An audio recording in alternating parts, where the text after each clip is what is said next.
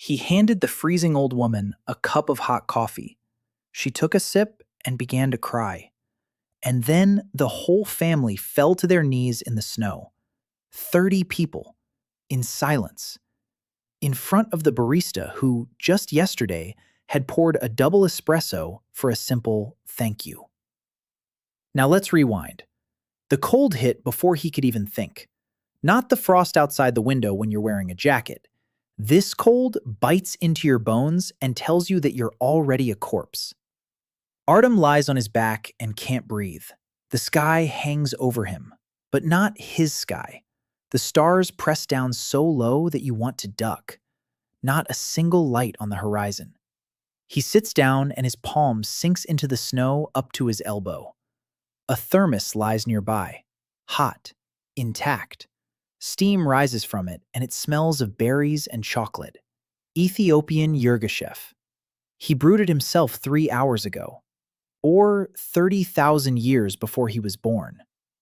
Artyom clutches the thermos and realizes one thing. This isn't Yekaterinburg. This isn't his time at all.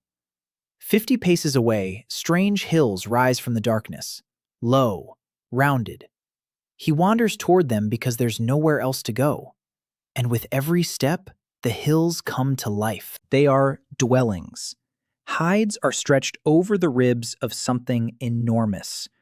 Bones stick out of the snow like the fingers of a dead giant. A man with a spear bursts out of the nearest entrance. He freezes.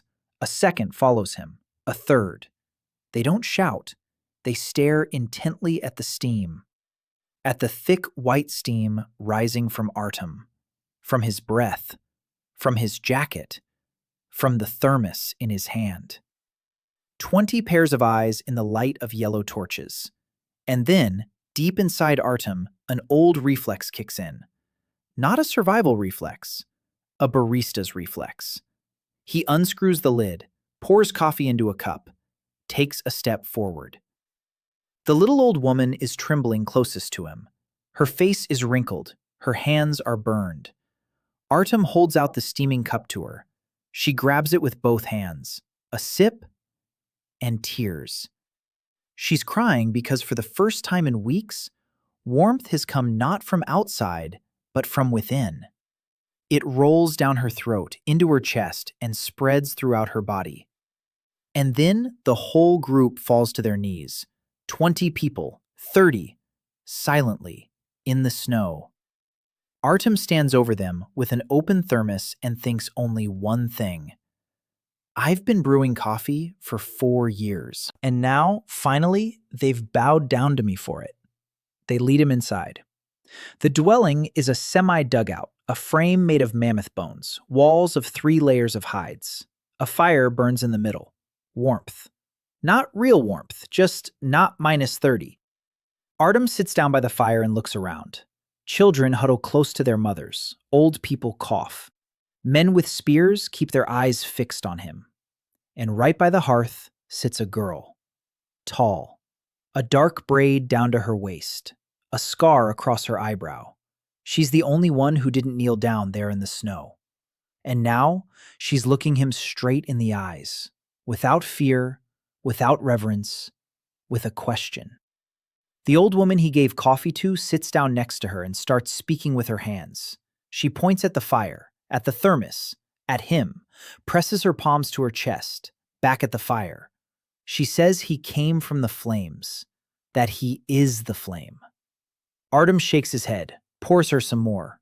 She drinks and cries again. Here, people sob and fall to their knees over coffee. In Yekaterinburg, they poured out thanks for him. The night drags on endlessly. They give Artyom the best spot by the wall. They place 2 heated stones there. Cover him with a pelt. He lies there, unable to sleep. One thought keeps spinning in his head. I died. I slipped on the ice. I hit the back of my head. I saw headlights. And I woke up here. He listens to the child's coughing and whimpering and the howling of the wind in the skins. And suddenly, a simple thought strikes him. The fire in the hearth isn't burning right. The heat is escaping upward through the hole. The stones don't retain heat, The walls don't reflect anything. Half the firewood is burning to waste. And he's a heating engineer, a dropout, 4 years of college without a degree. But even that's enough to see.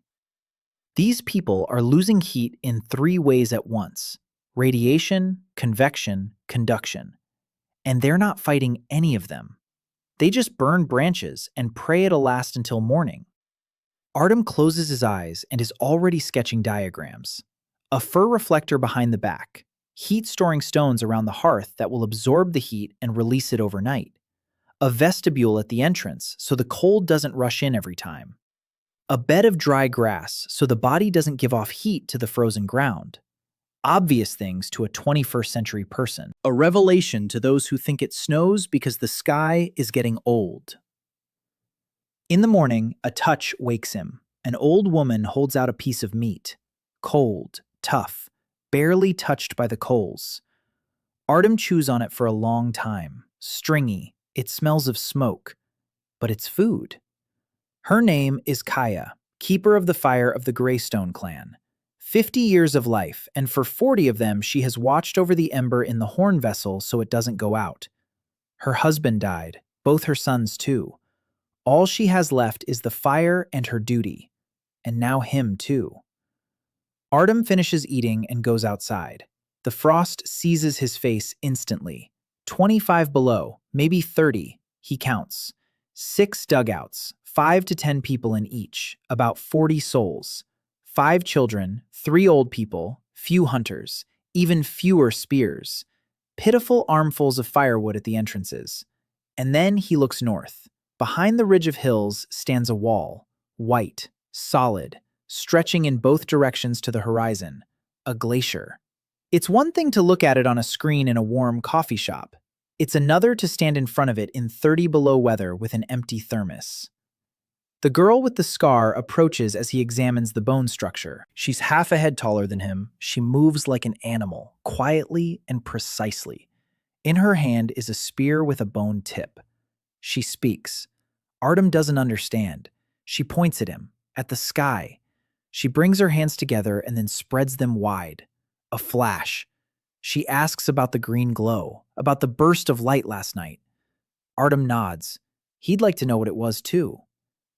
Her name is Tarka, the daughter of the former chief who froze to death last winter, the senior hunter, the only one who consistently brings back meat, and the only one in the entire clan who, on the very first night, saw in him not a god, but a man who still has to prove he deserves a place by the fire. The day is strange. Artyom wanders through the camp. No one chases him away. People step aside and bow. Children hide behind their mothers. And a little way off stands an old man with a staff adorned with feathers and bone beads. He doesn't approach. He just watches. His eyes are dark and unmoving, like a lizard's in the sun. This is Vek, the shaman, 40 years as the voice of the spirits. Artyom feels his gaze in his skin and understands. This man isn't afraid of him, nor does he worship him, and he's already figuring out how to get rid of him. But Artyom isn't thinking about Vek. He's thinking about firewood, about how there isn't enough, about how the children are coughing, about how the 2 old men's gums are swollen and bleeding. Scurvy. He recognizes it immediately. Vitamin C deficiency. A pine needle decoction cures it in 2 weeks, but here they don't touch the pine needles. Prickly, bitter. Why bother with them? Artyom breaks off a spruce branch. He rubs it between his fingers. Resin. Vitamin C. He carries the branches to Kaya's dugout. He gestures for water, stones, fire, a hide to use as a pot. Kaya does everything. An hour later, water is boiling in a stone pit. He throws the pine needles in. He scoops up the decoction with a hollow hide. He tastes it. Bitter, astringent. It smells like the forest. Perfect. He brings the brew to the first old man. The old man drinks it with skepticism. Then to the second. Artyom shows it to Kaya. Every day. Twice. Morning and evening. She nods. She doesn't know why, but she believes. And that's enough for now. On the second night, Artyom didn't sleep again. But this time it wasn't from shock. He lay against the wall and listened to the dugout breathe. 40 people exhaled steam in the darkness. The fire was dying down. The stones around it had cooled off before midnight. By 3 o'clock in the morning, it had grown so cold that a child by the far wall began to cry softly and heart-wrenchingly. His mother pressed him close and covered him with a fur pelt.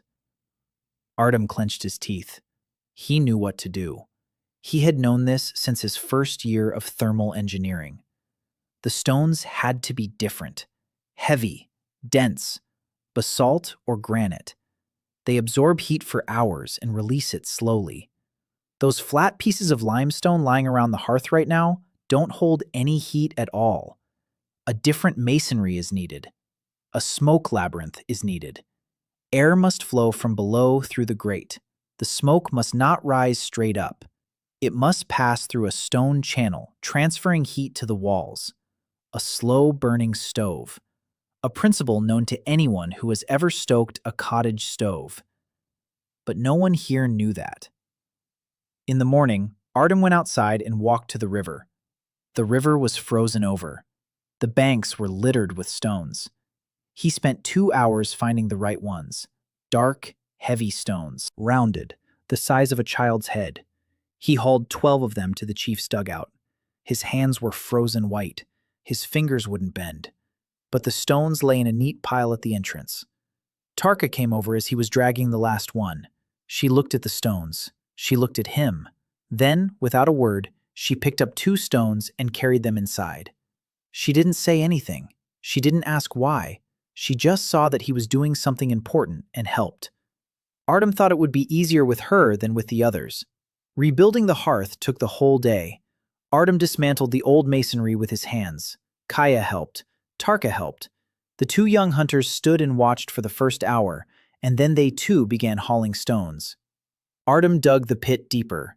You laid the bottom with flat stones. On the sides, he placed heavy, dark stones in 2 rows. Between the rows, he left a gap the width of a palm. This was the chimney, a horizontal channel through which hot air would travel along the walls, transferring heat to the stones before exiting outside. On top, he built something like a vault, not an arch, just 2 large flat stones resting on top of each other. He left an opening beneath them for loading firewood. From below, under the firewood, he laid thin sticks in a grid, a grate. Air would flow from below through the gaps between the sticks and fan the coals evenly. Haya watched all this with the expression of someone witnessing the birth of a new world. She didn't understand why each stone was placed exactly that way, but she could see that the stranger knew what he was doing, and she believed him. In the evening, Artyom lit a fire in the new hearth. He added firewood, the same armful as before, exactly the same amount they burned every night. The flames burned evenly. The smoke didn't rise upward but drifted sideways through the stone channel. The stones began to heat up. An hour later, they were hot to the touch. 2 hours later, they radiated heat like a radiator. Artyom sat down by the wall and waited. The people around him were waiting too. They didn't know what they were waiting for, but they sensed that something new was happening. By midnight, the firewood had burned out, but the stones retained the heat. Artyom placed his hand on the wall of dark stones. Warm, steady, deep. He did the math in his head. Basalt rock. Specific heat capacity of about 800 joules per kilogram. 12 stones, 5 kilograms each. Maybe 7, if covered. For the first time in the history of this camp, the fire hadn't gone out by morning. For the first time, people woke up and the walls were warm. The child who had cried every night slept quietly, pressed against the heated stone through a layer of fur. His mother woke up before anyone else and sat silently, watching her sleeping son. She wasn't crying. She just sat there, watching him breathe evenly. No trembling.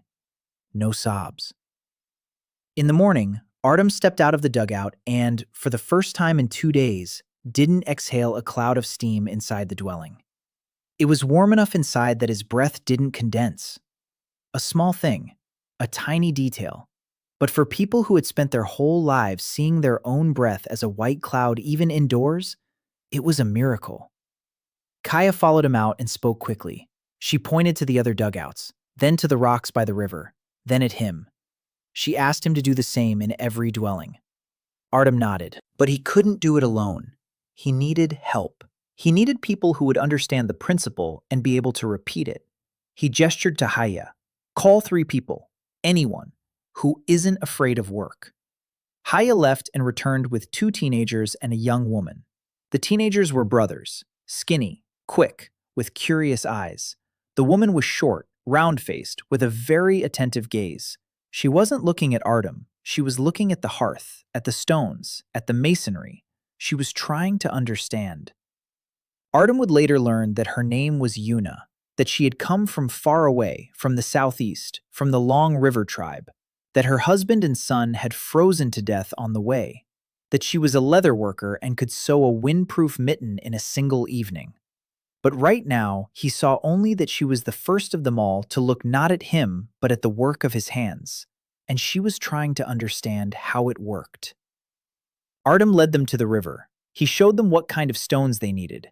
Dark ones, heavy ones, smooth ones. He tapped 2 stones together. The sound should be dull, not ringing. A ringing sound means there's a lot of air inside. A stone like that will burst from the heat. The teenagers caught on instantly. An hour later, they were hauling stones faster than Artyom. Yuna hauled them in silence. She didn't complain. She didn't stop. Her hands were strong from working with leather. By evening on the 2nd day, they had rebuilt the hearth in the 2nd dugout. Artyom explained with gestures and demonstrated with his hands. Yuna repeated. She made mistakes. She corrected them. And by the 3rd dugout, she was already laying the stones herself, while Artyom just nodded. She wasn't just copying. She understood the principle. Air from below, heat to the sides, stone retains it, wood releases it. She understood this without words, without formulas, without a textbook, just with her hands and her head. On the evening of the 3rd day, Artyom sat by the new hearth in the 2nd dugout and drank hot, pine-infused tea from a hollowed-out piece of wood. Haya sat next to him. Yuna sat across from him. Tarka came in late. She sat down silently. She took a cup. She drank without looking at him. Outside, the wind howled. The temperature was dropping. But inside, it was warm. Not hot, warm. Just as it should be in a home. Artyom closed his eyes and thought that this was his job. Not to save the world, not to be a god, just to make sure the house was warm. He was a barista. For 4 years, every morning, he'd made sure people came in from the cold and felt good. Hot coffee in cold hands. That's all he knows how to do. And it turns out that's enough. He opened his eyes. Haya was humming something softly. For the first time in a long while, Yuna was examining her hands, covered in scratches from the rocks. Tarka was staring into the fire, and there was something new on her face. Not a question, not a challenge, perhaps the beginning of trust. But in the farthest corner of the dugout sat Vec. He had heard the people talking about warmth. He had seen them go to the river for stones for the stranger. He felt the power he had built up over 40 years slipping from his grasp with every new warm stone. For 40 years he had been the voice of the spirits. For 40 years he had explained winter as the will of the heavens, explained death as the wrath of the ancestors, explained the cold as punishment. And now a man had come out of nowhere and said that the cold was simply a problem with a solution. Vec gripped his staff until his knuckles turned white. He wasn't afraid of the stranger. He feared a world in which the stranger turned out to be right. Because if the cold can be defeated with stones and cunning, then what is the point of a shaman? What is the point of Vec? He sat and thought, and the solution came to him slowly, like dawn over a glacier. Do not attack. Do not argue. Wait. The stranger would make a mistake.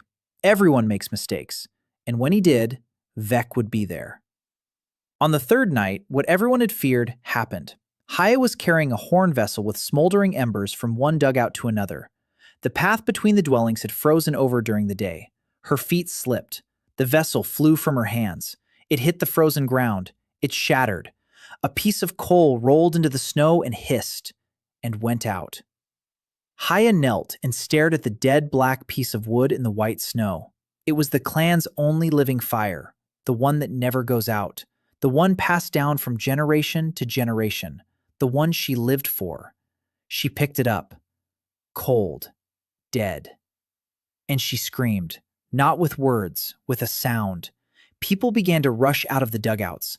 Within a minute, the entire camp stood around Haya, staring at the extinguished ember in her palms.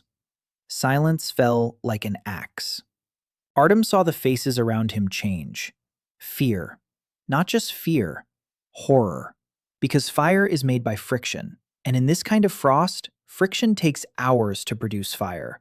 Days. Maybe it won't work at all. And while there's no fire, the children freeze. The old people freeze. Everyone freezes. Losing the fire at -30 is a death sentence. The elders spoke first.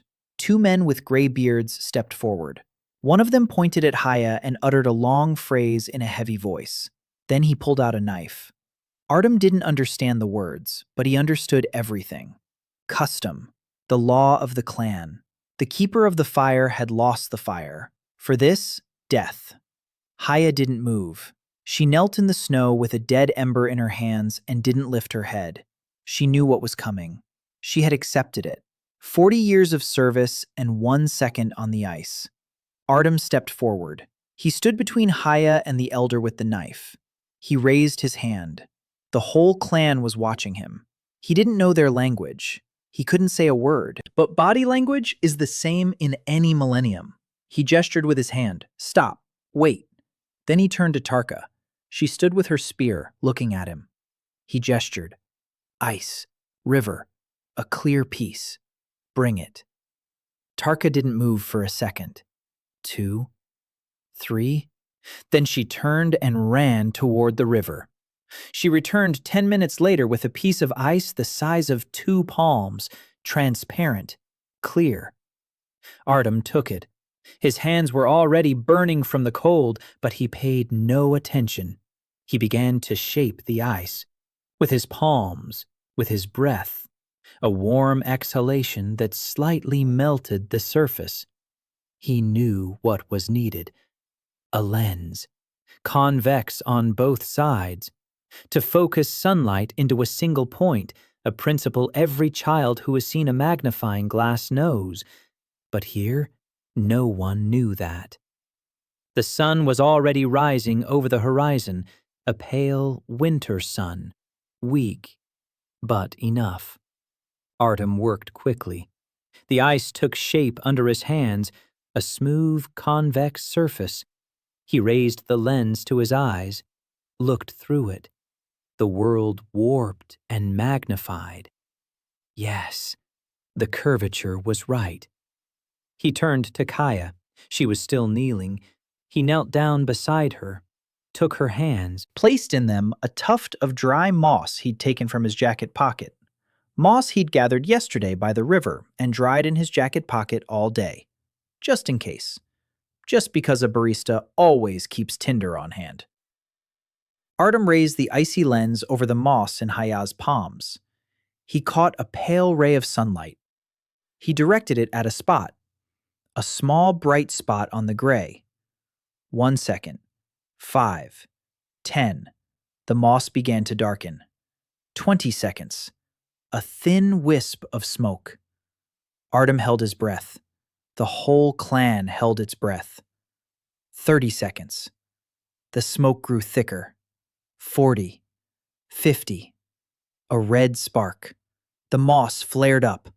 A small yellow flame in Kaya's palms. Fire, born of ice and sun. Kaya looked at the flame in her hands. Then she raised her head and looked at Artyom. And what was in her eyes could not be called awe. It was more than that. It was the gratitude of a person who had just been given back her life. She brought the burning moss to her face. She blew gently. The flame grew stronger. She stood up from her knees. Her legs were trembling. She walked toward the dugout. People parted silently before her. She went inside and placed the fire in the hearth. A minute later, smoke began to rise from the chimney. The fire was alive. Haya came back out. She approached Artyom. She took his hands, the barista from Yekaterinburg's burned, red, frozen hands, and kissed them. The elder with the knife silently tucked it behind his belt. He dropped to one knee. A second followed. A third. The hunters laid their spears at Artyom's feet. The women bowed. The children peered from behind their mothers' backs with wide eyes. Tarka stood and watched. This time, there was no question on her face. There was a decision. She stepped forward. She took the white fox fur cloak off her shoulder, the one she had been wearing since last winter, the one that had been her father's last gift, and she draped it over Artyom's shoulders. It was warm. From her. After that day, Artyom ceased to be a guest. He became the one whom the clan called in their language by a word that roughly translated to "he who warms." Not a chieftain, not a shaman, not a hunter, something else. Something for which there had been no word in their language until that day. Haya followed him like a shadow. She became his interpreter, not because she knew his language, she didn't, but she understood his hands, his gestures, his eyes. When he pointed to something, she translated it into the words of the tribe. When he wanted to explain a principle, she found images, a stone that remembers fire. That's how she explained to the tribe what a heat accumulator was. Air that feeds the flame from below. That's how she explained the great. She was his voice, and for the first time in decades, she felt that her work with fire was not just a duty. Artyom spent the rest of the day by the hearth, thinking through his next steps. The pine decoction was working. The elders looked better. The gums of one of them had stopped bleeding. The hearths in the 3 dugouts had been rebuilt. The heat lasted until morning. But that wasn't enough. The hunters left in the morning and returned in the evening, frozen half to death. They couldn't go far because after 6 hours in the cold, the body begins to give out. And the game is moving farther and farther away. The herds of reindeer have gone south. Mammoths are a rare sight. There are still moose, but they're a 2-day journey away. And a hunter can't go 2 days without heat. He needs something hot. Not a campfire at a rest stop, something hot to take with him, a thermos. Artyom looked at his thermos. Steel, double-walled, a vacuum between them, a reflective coating. It maintains the temperature for 12 hours. It's impossible to replicate this. There's nothing to create a vacuum with. There's no steel. But the principle can be approximated. Double-walled, an air gap between them. The less contact between the inner and outer layers, the slower the heat escapes. Instead of a vacuum, dry moss can be used. It's porous, full of air. It doesn't conduct heat well. Instead of a reflective coating, you can use birch bark. Polished birch bark shines. Not like a mirror, but enough to reflect some of the infrared radiation. It won't be a thermos. It will be a warm bag. 6 hours instead of 12, maybe 4. But 4 hours of hot broth on the road is the difference between life and death. Artyom found Yuna. She was sitting at the entrance to her dugout, mending a mitten. He sat down next to her. He gestured with his hands. 2 layers of leather, a space between them. Fill it with moss. Line the inside with birch bark, smooth side facing the liquid. The opening is narrow, tied with a string. Yuna looked at his hands. Then at the thermos he held up as a sample. Then back at his hands. She nodded, got up, and left. She returned an hour later with pieces of leather, moss, and strips of birch bark. They worked until dark. Yuna cut and sewed. Artyom suggested the shape. They remade it 3 times. The first version leaked through the seams. The second was too thin. The third worked out. A rough bag made of double reindeer hide with a layer of dry moss between the walls and a birch bark lining inside. Artyom poured hot broth into it. He tied the opening. He waited an hour. He untied it. He put his hand in the liquid. It was warm. 2 hours later, he checked again. It was still warm. Not hot, but warm. He looked at Yuna. She was looking at the bag. Her hands were scratched from working with the birch bark, but her eyes were glowing. She had created warmth with her own hands. She, who had lost her husband and son in the cold. She had made something that held heat. Artyom saw her press the bag to her chest for a second. Then she quickly put it down and turned away as if he wasn't supposed to see that. A week had passed. Artyom counted the days with notches on the mammoth bone that Kaya had given him instead of a calendar. 7 notches. 7 days in a world where he shouldn't be. But he was. And with each passing day, it became more and more real. The hearths had been rebuilt in all 6 dugouts. Every morning, people woke up in the warmth. It sounds simple, but for the Greystone clan, it was like moving to another world. The children stopped crying at night. The elders straightened their backs. The women began to talk by the hearths in the evenings, not about survival, about other things, about the past, about fairy tales, about what the steppe was like before the long white winter. The warmth gave them time, and time gave them the chance to be people, not just bodies fighting the cold. Artyom gathered a group of 10 people: Kaya, Yuna, 3 teenagers, including the brothers who hauled stones, 4 women who came to watch him work and stayed to help, and 1 girl, slender, fair-haired, with large eyes that looked at the world as if waiting for a blow. Nessa, Vex's daughter. She didn't come on her own. Haya brought her. Nessa knew all the local herbs. She could identify by smell the root that cures a cough and distinguish it from the root that kills. But she was afraid of everything, of everyone, of her own shadow. Artyom saw old bruises on her arms. He saw how she flinched at loud noises. He saw how she looked at Vec as he walked past. She would shrink back. She would become smaller. He knew that look. 3 years working as a counselor at a children's camp in the Urals had taught him to recognize children who were beaten at home. Nessa was one of them. Only she was 18, and she wasn't beaten at home, but by the sacred fire. Artyom began teaching the group, with gestures, by demonstration, by repetition. Haya translated his movements into words. The first lesson was simple: pine needle tea. How to gather pine needles, which branches to pick, young ones, light-colored ones, with soft needles. How much to put in hot water, a handful per cup. How long to wait, until the water turns yellow-green. How to serve it, warm, twice a day, morning and evening. 10 students sat around him and watched. The teenagers learned quickly. The women nodded. Nessa sat slightly to the side and said nothing.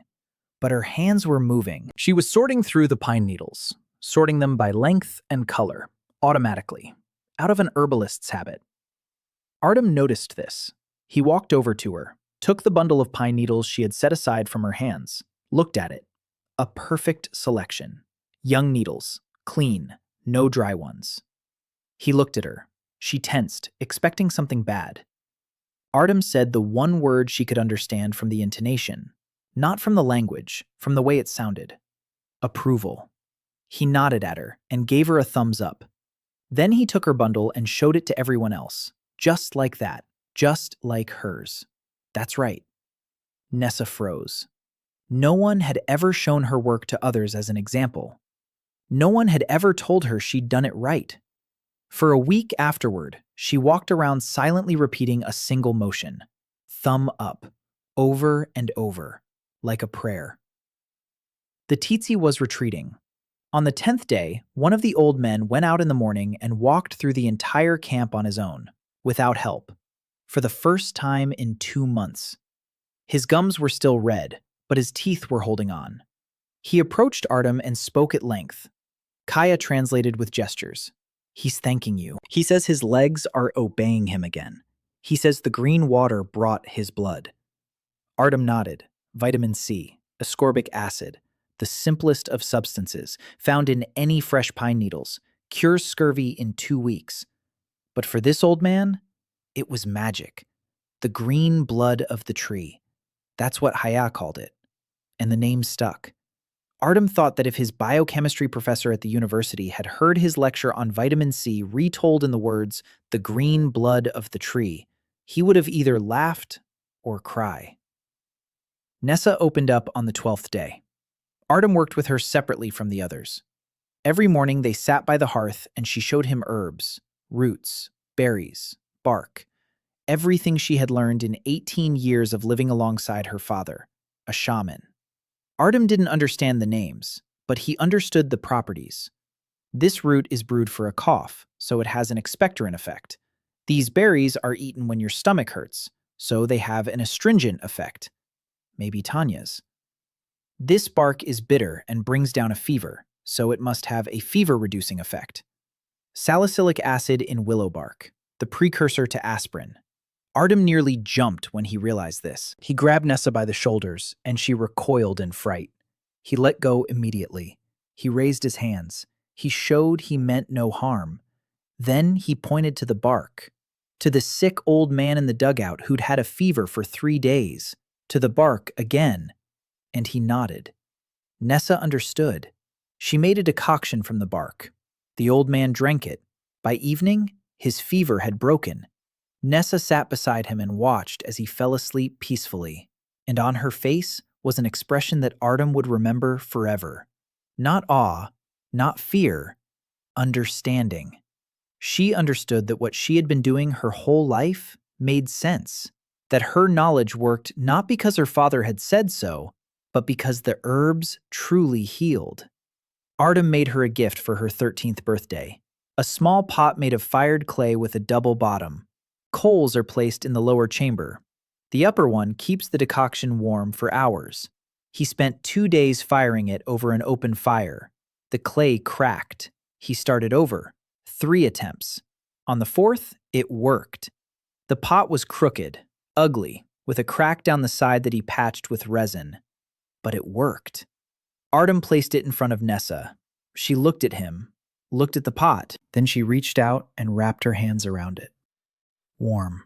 Her fingers, which turned blue over the grasses every morning, were warm for the first time while she worked. She pressed the pot to her chest and said nothing. That evening, Kaya told Artyom that Nessa had hidden the pot under her moss pillow and was sleeping while hugging it. Vek had been keeping to himself these days, too quiet.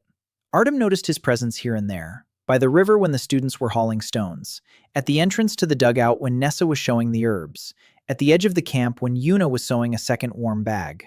He didn't get in the way, didn't interfere, didn't argue, just watched. But Artyom saw him talking with the 2 elders at night, quietly, by their own separate fire. He saw them nodding. He saw one of them look at Artyom in the morning with an expression that was neither reverence nor hostility. It was doubt. Vek was sowing doubt. Not openly, subtly, like poison, drop by drop. Artyom understood what was happening. He'd seen this in everyday life. At the coffee shop, when a new barista comes in and does a better job than the old one, and the old one starts whispering behind his back that the newbie is certainly good, but just wait, he'll show his true colors soon enough. The same dynamic, a different scale. Here, behind his back, it wasn't a firing, but a knife. On the 14th day, Artyom saw Tarka smile for the first time. She came back from the hunt late, wet from the snow, tired, dragging a hare carcass behind her. A small catch, not what's needed for 40 mouths. But she entered the dugout and stopped. The hearth was burning steadily. The stones were warm. A pot of hot broth made from yesterday's bones stood on the fire. Haya held out a bowl to her. Tarka took a sip, and smiled, with one corner of her mouth, for half a second.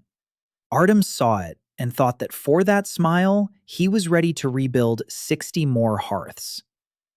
Then he saw something else.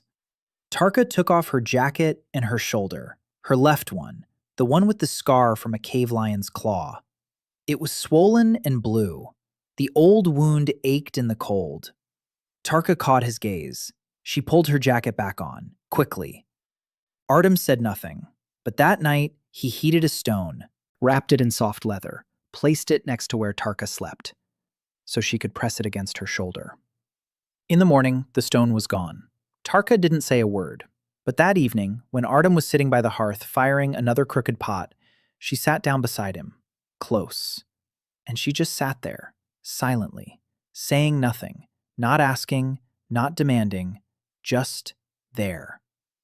That night, Artyom lay there and formulated a rule for himself. Not a formula, not a law, a rule that would determine everything he would do from then on. I don't warm the tribe. I warm Haya, who is cold at night. Tarka, whose shoulder aches. Ness, whose fingers turn blue over the grasses. Yuna, who has lost everyone and fears she doesn't deserve warmth. If I think of the word tribe, I'll build a fire. If I think of them by name, I'll build a home.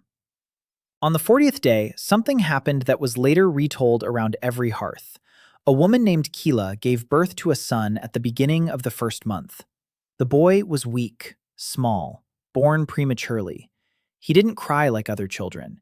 He squeaked quietly and fell asleep, and woke up from the cold, and squeaked again. Kila didn't sleep. Every night she held him close and wrapped him in furs and breathed on his face to warm him. Every morning she unwrapped the furs and checked. Breathing. Alive. One more day. She did this because last year her sister woke up next to a dead child. He had frozen to death during the night, quietly, without a sound. Her sister had held him, dead, until morning, thinking he was asleep. Kila lived with that fear every night, the terror that she would wake up and her arms would be holding cold. Artyom found out about this from Kaya. She told him that evening by the hearth. She gestured. Small, weak. The mother doesn't sleep. She's afraid. Artyom listened, and something inside him tightened. Not as an engineer, not as a barista, as a human being. He stood up and left the dugout. It was dark. The temperature was below 30. The stars burned low and dense. Artyom walked toward the river. He was looking for a stone. Not just any stone. Smooth, black, solid. About the size of 2 fists. One that would absorb the heat and release it slowly. He found 3. He brought them to the hearth. He placed them in the embers. He waited an hour. He checked them with his hand through a layer of leather. Hot. Just right. Not scorching. He wrapped one stone in 3 layers of soft rabbit fur, the softest he could find, the kind Yuna used to make mittens. Yuna gave it to him without a word. She saw his face and gave it to him. Artyom went to Kila. She was sitting in the far corner of the dugout. The child was lying on her lap, quietly whimpering. Kila looked up. There was fear in her eyes. Always fear. Artyom crouched down beside her. He held out the bundle. She didn't take it. She looked at him. He unwrapped the leather. He showed her the stone. Warm. He placed his hand on it, showed her it wasn't hot. Then he carefully placed the bundle next to the child. The stone pressed gently against the little one's side through 3 layers of leather. Even, deep warmth. The boy, who had been quietly whimpering, fell silent. Not immediately, after a minute. The warmth reached his body. The little hands, which had been clenched into fists, relaxed. He took a deep breath. Once, and fell asleep. With a smile. Artyom showed Kila the other 2 stones warming in the coals. He gestured. When this one cools down, replace it with another. They'll stay warm until morning. Kila took a stone. She pressed her palm against it, then against her child's side. Warm. Her son is warm. For the first time in all these nights, she didn't have to be afraid. Kila didn't sleep that night either, but not out of fear. She sat over her son and watched him breathe. Steady, no trembling, no whimpering. She touched the stone every half hour. Warm. Still warm. She changed the stones twice before dawn. Each time, the new one was hot from the embers, and the child didn't even wake up. In the morning, Kila left the dugout. She walked through the entire camp, past the fire pits, past the women who were already preparing the morning brew, past the teenagers hauling stones from the river. She was heading toward Artyom. He was standing at the entrance to Kaya's dugout, brewing a pine decoction for the elders. The morning routine. The green blood of the tree. Kila approached him. She stood before him. He turned. She sank to her knees, slowly. She bent down to the ground, her forehead in the snow, and froze like that. Artyom stood over her and couldn't move. Everyone who saw it froze around them. The women, the teenagers, the hunters who were gathering to go out. Tarka with a spear by the far dugout. Everyone stood and watched. Because everyone knew about Kila. Everyone knew about her sister. Everyone knew what a warm child at night meant. And everyone understood why she had bowed. Not for miracles. Not for fire made of ice. not for stoves and potions, for the fact that he had thought of her son, at night, when no one had asked. Artyom lifted Keela by the shoulders. She stood up. Her face was wet. He didn't know what to say. He didn't know the words in her language. He shook his head. He pointed to the child she had left in the dugout with another woman. He gave a thumbs up. Keela nodded. She wiped her face. She left. Artyom stood with a cup of decoction in one hand and watched her go. Haya approached. She placed her hand on his elbow. She said nothing. She just stood there, like a mother. And Artyom thought that he was 28 years old, that he had been brewing coffee for 4 years, that he had slipped on the ice and died, and that not a single double espresso in his life had been worth as much as this heated stone wrapped in rabbit skin. Warm stones for the children became the next item on his to-do list. By the end of the week, every child in the camp had a hot water bottle, a smooth stone, 3 layers of fur, to be changed twice a night. The mothers took turns on duty. One warmed the stones in the embers, the other carried them out to the sleeping platforms. A system, as simple as everything Artyom did, and it worked. For 2 nights, not a single child cried from the cold. Artyom thought that this was probably the most important thing he had ever done in his life. Not rebuilding the fire pits, not the pine needle broth, not the ice lens, a stone wrapped in leather. Because engineering is about temperature and heat capacity. But a warm stone next to a sleeping child is about love.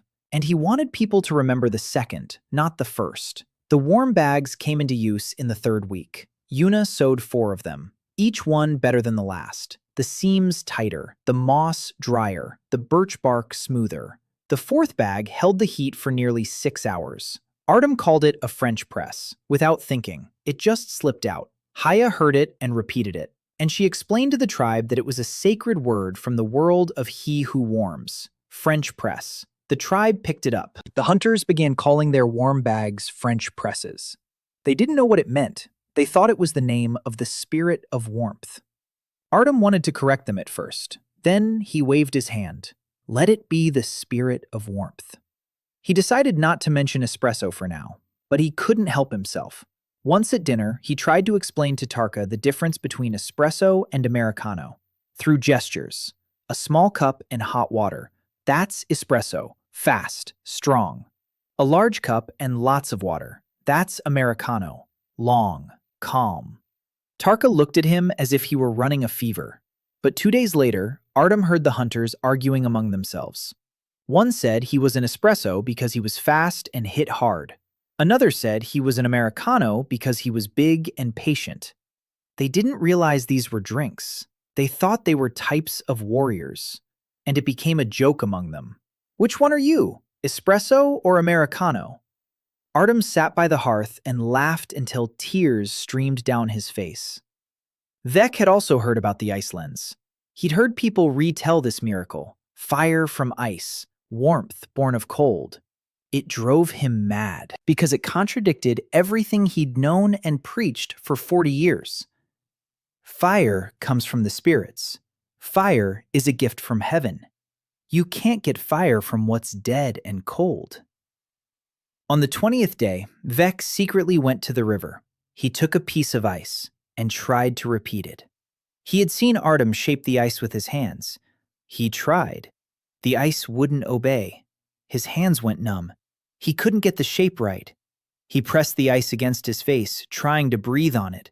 The ice burned his skin. He pressed harder. He held it up to the sun. Nothing. The moss didn't warm up. The beam wouldn't form. He spent 2 hours by the river. He returned with a frostbitten nose, red, swollen, ridiculous. Haya saw it and turned away so she wouldn't laugh. A teenager by the fire giggled. Vec walked past without looking at anyone. He went into his dugout. He sat down against the wall. His nose was burning. His pride burned even more. He couldn't do it again. The stranger had done it effortlessly. He'd spent a minute with a piece of ice and brought forth fire. And Vec had spent 40 years talking to spirits and couldn't light the moss. The hatred that had lain within him, quiet as coal beneath the ashes, was given air. and it began to flare up. By the end of the first month, the Greystone clan had changed, not outwardly, from within. People walked differently, spoke differently, laughed more often, ate hot food twice a day, drank pine needle tea, and the old men's gums healed. Hunters with warm bags would leave for 2 days and return with game that had previously been impossible to catch on a single day's hunt. A moose. A real moose. Tarka and 2 hunters dragged it back on a skin sled, meat and fat for a week for the whole clan. Tarka was wet and tired, but her eyes were burning. She placed her warm bag in front of Artyom and said something. Kaya translated. She said the bag had saved their lives, that they had spent the night in a snow pit and the bag of hot broth had kept them from freezing until morning. Artyom nodded. Then he looked at the bag, then at Yuna, who was standing nearby. She was the one who had sewn it. It was her hands that had kept the hunters warm through the night. Artyom pointed at Yuna, then at the bag, then at Tarka. Tarka understood. She walked over to Yuna and bowed her head, briefly, but it meant everything. Yuna stood there, motionless. She had been acknowledged. The clan's senior hunter had acknowledged her work. Yuna, who had come here alone with her dead husband and son behind her, who wasn't sure she deserved to live. Her work had just saved the lives of 3 hunters. She stood and looked at her hands, at the scratches from the birch bark, at the calluses from the leather, and for the first time in a long time, she didn't look away from them. On the 35th day, strangers arrived, 2 of them, from the south. Artyom saw them first because he was standing by the far campfire, firing a new batch of pots for decoctions. 2 silhouettes against the white, moving slowly, unarmed, hands raised high. Tarka saw them a minute later. She whistled to the hunters. 4 men lined up at the entrance to the camp with spears at the ready. Artyom stepped closer. The strangers stopped 20 paces away. Both were clad in heavy furs. On their belts were pouches containing something red. Clay. Red clay. Artyom had already heard from Kaya about the Red Clay clan, a trading tribe, cunning, large. They live south of here, beyond 2 mountain passes. They trade clay for meat and furs. Everyone needs clay because it's used to make vessels for storing fat. Without fat, death in winter. The envoys of the Red Clay clan did not come with weapons. They came with gifts. The first envoy placed 3 pieces of red clay, each the size of a fist, on the snow in front of Tarka. The second placed a bundle of dried meat. Tarka did not move. She looked at the gifts, then at the envoys. The envoys began to speak. At length. Quickly. Kaya translated fragments to Artyom using gestures. They listened. About fire made of ice. About warm stones. About a man who brings warmth. They had come to speak. Artyom ordered them to be let in.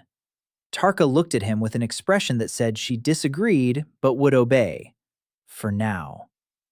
The envoys were led into the chieftain's dugout. They were seated by the hearth. Artyom did what he always did when he didn't know what to do. He brewed a decoction. Hot. From pine needles and mint that Nessa had found 3 days ago under the snow on the southern slope. The mint gave off a scent and taste that made your throat tickle and made it easier to breathe.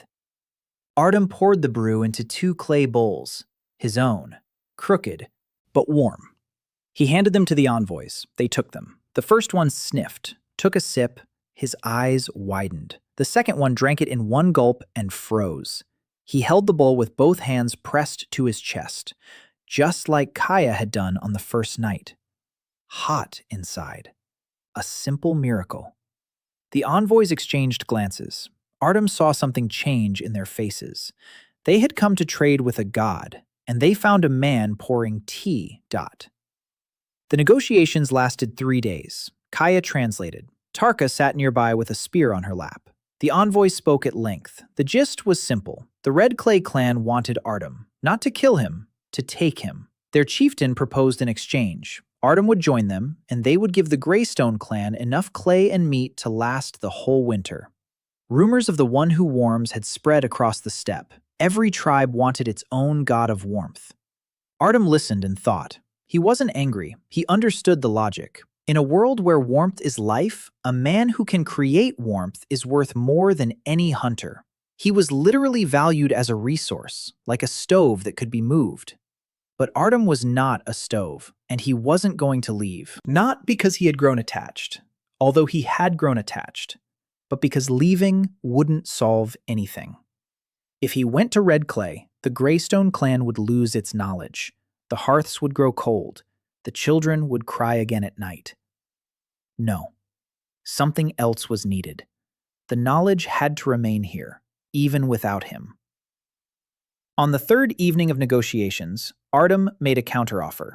Through Haya, through gestures, through the bowls of hot brew he poured for the envoys every hour.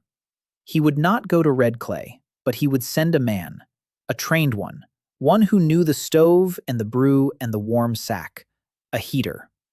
In exchange, Red Clay would provide clay, lots of clay, and meat, and safe passage through their lands to the south. The envoys exchanged glances. It was strange. A god who shares his power. A god who gives a miracle to others. They didn't understand why, but the terms were good. They left the next day, promising to return with the chieftain's answer. Tarka saw them to the pass. She returned and told Kaya one thing. Kaya translated it to Artyom using gestures. Tarka says the envoys will return with warriors, not with an answer. Artyom nodded. He thought so too. But the warriors would arrive in a month. And a lot can be done in a month. Artyom began preparing the warmers. That's what he called them to himself. People who know everything he knows. The stove, the decoction, the bag, the hot stones, the fire-starting kit. Yuna was the first. She already knew more than the rest. She understood the principle of the double wall. She understood why there was moss between the layers. She understood that the birch bark inside reflected the heat. Artyom spent 2 days with her, checking every skill. She built the hearth without his help. She sewed the bag. She made a hot water bottle for a child. She brewed the decoction. Everything was right. Everything worked. He gave her a thumbs up, and she smiled. For the first time ever. Widely. Openly. Like a person who had remembered who they were. Second place went to one of the teenage brothers. The taller one, quick and nimble. He remembered everything on the first try. Which stones to pick, how to lay the stones, what kind of pine needles to gather. He didn't understand why it worked, but he repeated it flawlessly.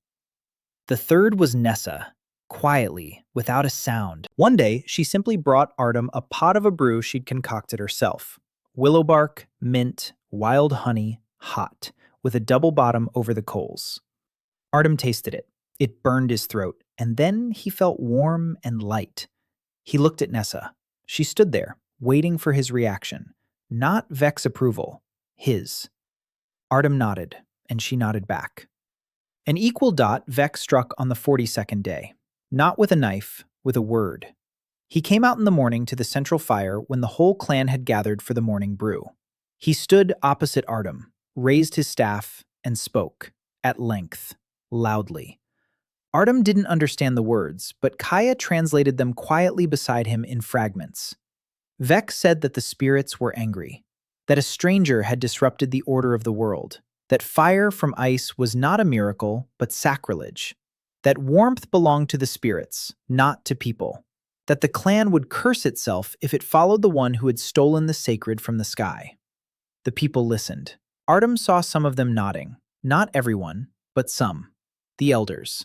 Those with whom Vec spoke at night. 2 older women who had believed all their lives that illness was a punishment and health was a mercy from the spirits. They nodded.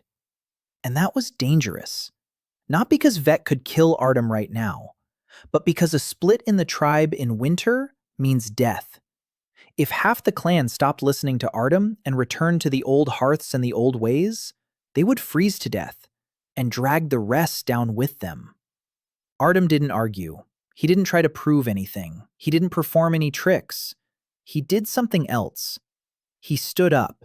He walked over to Vec, close, so close that the old man took half a step back, and he held out a bowl of hot broth to him, silently.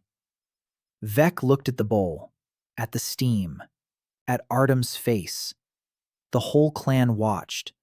The silence was so thick you could hear the fire crackling. Vec could take the bowl, and that would mean he was accepting the stranger's gift. Or he could refuse, and that would mean war. A second, 2, 5. Vec didn't take it. He turned and walked away, silently, without a word, his back straight, his staff tapping against the frozen ground. Artyom stood with the bowl held out in his hand and thought that he had just lost a battle he didn't even want to fight. Haya touched his shoulder. He turned around. She shook her head. You didn't lose. Everyone saw what you offered. Everyone saw that he refused. Now they know who chose the cold. Artyom looked at her and thought that Kaya understood politics better than he ever would. That evening, Tarka came to him. She rarely spoke first, but now she sat down beside him and spoke at length. Haya translated. Tarka spoke of her father, the former chief. He was strong, smart.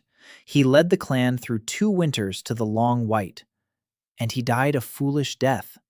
Went hunting alone. A blizzard hit within an hour. He couldn't find his way. Froze to death in a snowdrift 1/2 kilometer from the camp. They found him in the morning. His face was peaceful, as if he were sleeping. Tarka fell silent. Then she said one more thing. Haya translated. If he'd had your warm sleeping bag, he would have lived until morning. Artyom was silent. He didn't know what to say. What can you say to a daughter who lost her father to the cold when you know how to make warm sleeping bags, but arrived a year too late? Nothing. He just sat there. And Tarka sat there. And Kaya sat there. 3 people by the fire. In silence. And that silence meant more than any words did. That night, Artyom couldn't sleep. He lay there thinking about Vec. The old man wasn't a bad person. Artyom could see that. He saw how Vec went around the dugouts every morning, checking on the sleepers. How he would quietly murmur his incantations over the sick. How he would lay his hands on the children's foreheads. He believed in what he was doing. For 40 years, he had protected these people in the only way he knew how. Through conversations with the spirits, through rituals, through sacrifices. And it worked. Not because the spirits listened, but because the people believed. Faith gave them the strength to get up in the morning, the strength to go hunting, the strength not to give up. Vec had given them that for 40 years. And now a man with a thermos had come and, in a month, given them more than Vec had in a lifetime. Not because Artyom was better, but because Artyom had knowledge that Vec could never have. It was unfair, and Artyom knew it. He didn't want to overthrow the old man. He wanted to work together. But in this world, there was no such word as together. There was only top and bottom, leader and subordinate, God and mortal. He closed his eyes and thought that the most difficult engineering problem of his life was not the stove or the sack.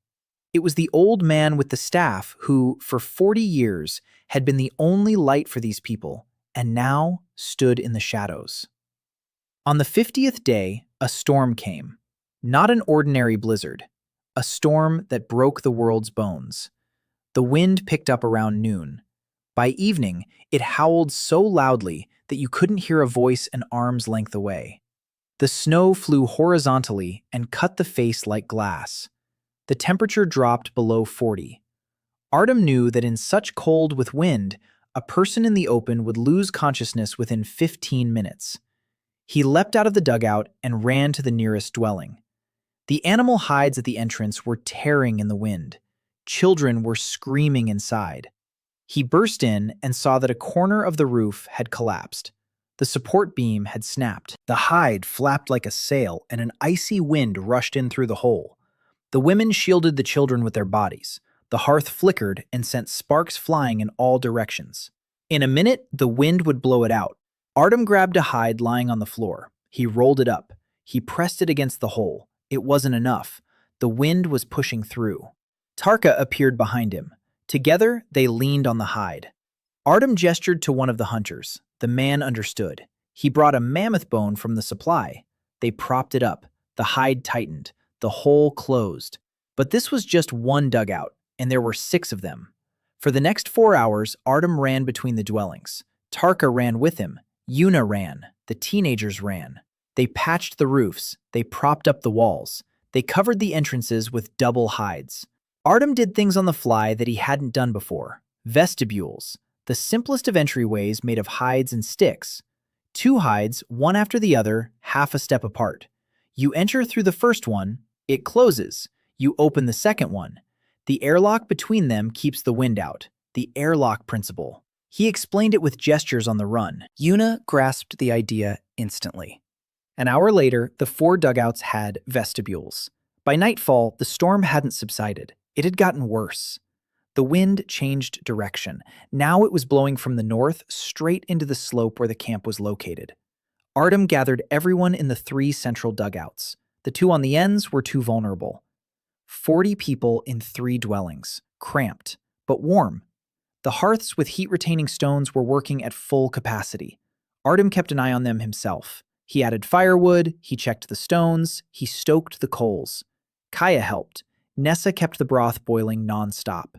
A hot drink every hour, for everyone, even those who didn't ask for it.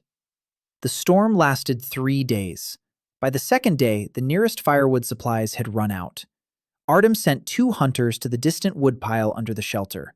They returned an hour later. The woodpile was buried, completely. A meter of snow on top. Impossible to dig out in a storm.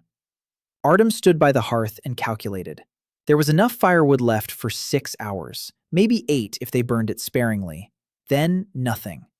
40 people, 40 below outside. Wind. Without a fire, they'd last until morning. Children and the elderly, less so. He felt something cold rising inside him. Not the frost. Fear. Real fear. He looked at Kaya. She understood without words. She saw it in his eyes. Not enough firewood. She turned pale. Then she pressed her lips together and sprang into action. She went through the dugout, gathered everything that could burn, scraps of hides, old bones, dry grass from the bedding. Artyom remembered. Fat. Animal fat burns long and steady. They still had a supply of moose fat left over from that kill 3 weeks ago. He found the bag of fat. He cut it into pieces, placed it in the embers. The fat sizzled. The flame turned yellow and steady. Lower than from wood, but more stable. The stones continued to absorb the heat. Artyom added fat every hour, sparingly, piece by piece, stretching the supply. On the 3rd day, the wind died down. The storm had passed as suddenly as it had come. Artyom went outside and didn't recognize the world. The camp was buried. The 2 outermost dugouts from which he had led the people out were completely buried. If anyone had remained in them, they would have been crushed. The snow was waist-deep, clean, dense, heavy. The sky was blue.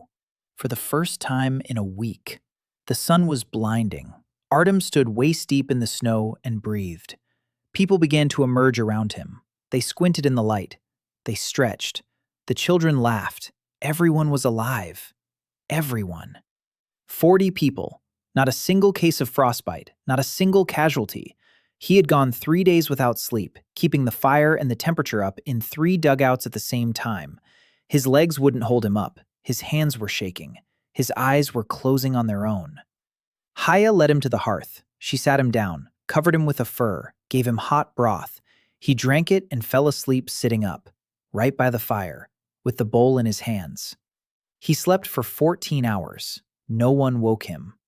When he woke up, Tarka was sitting next to him. She hadn't slept. She had been sitting there, watching over him as he slept. Not from enemies, from the cold.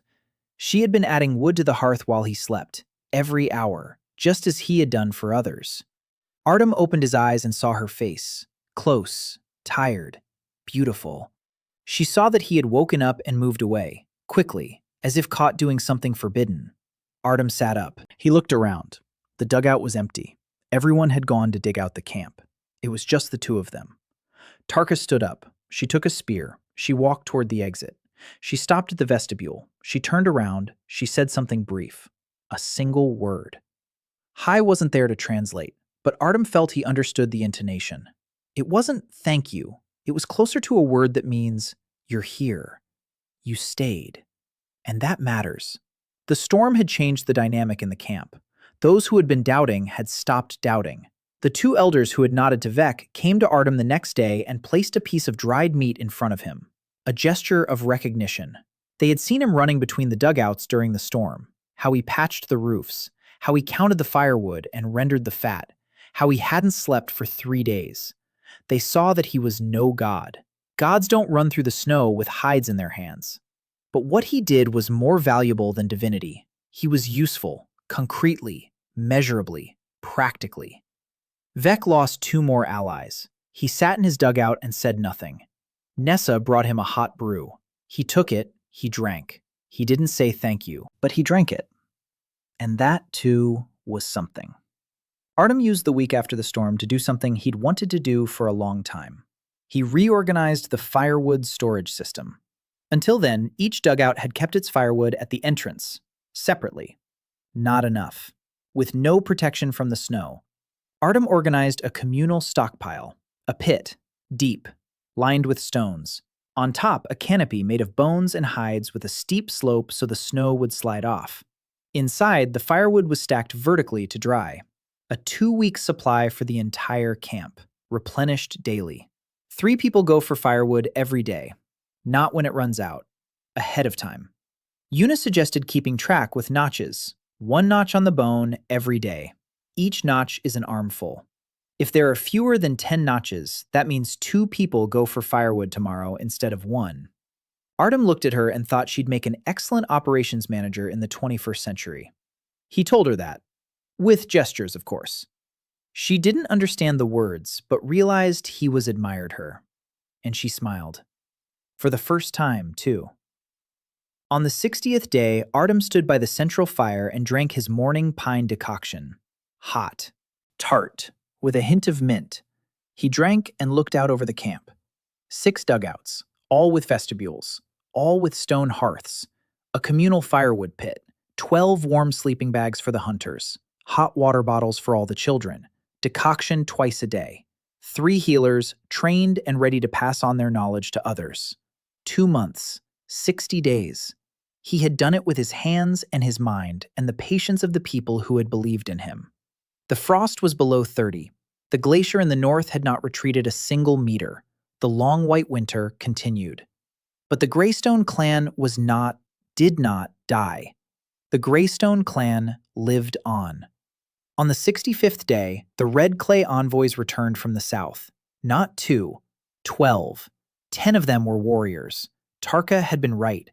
Artyom was standing by the woodpile when Tarka ran up to him. Her face was stern, her eyes narrowed. She pointed south.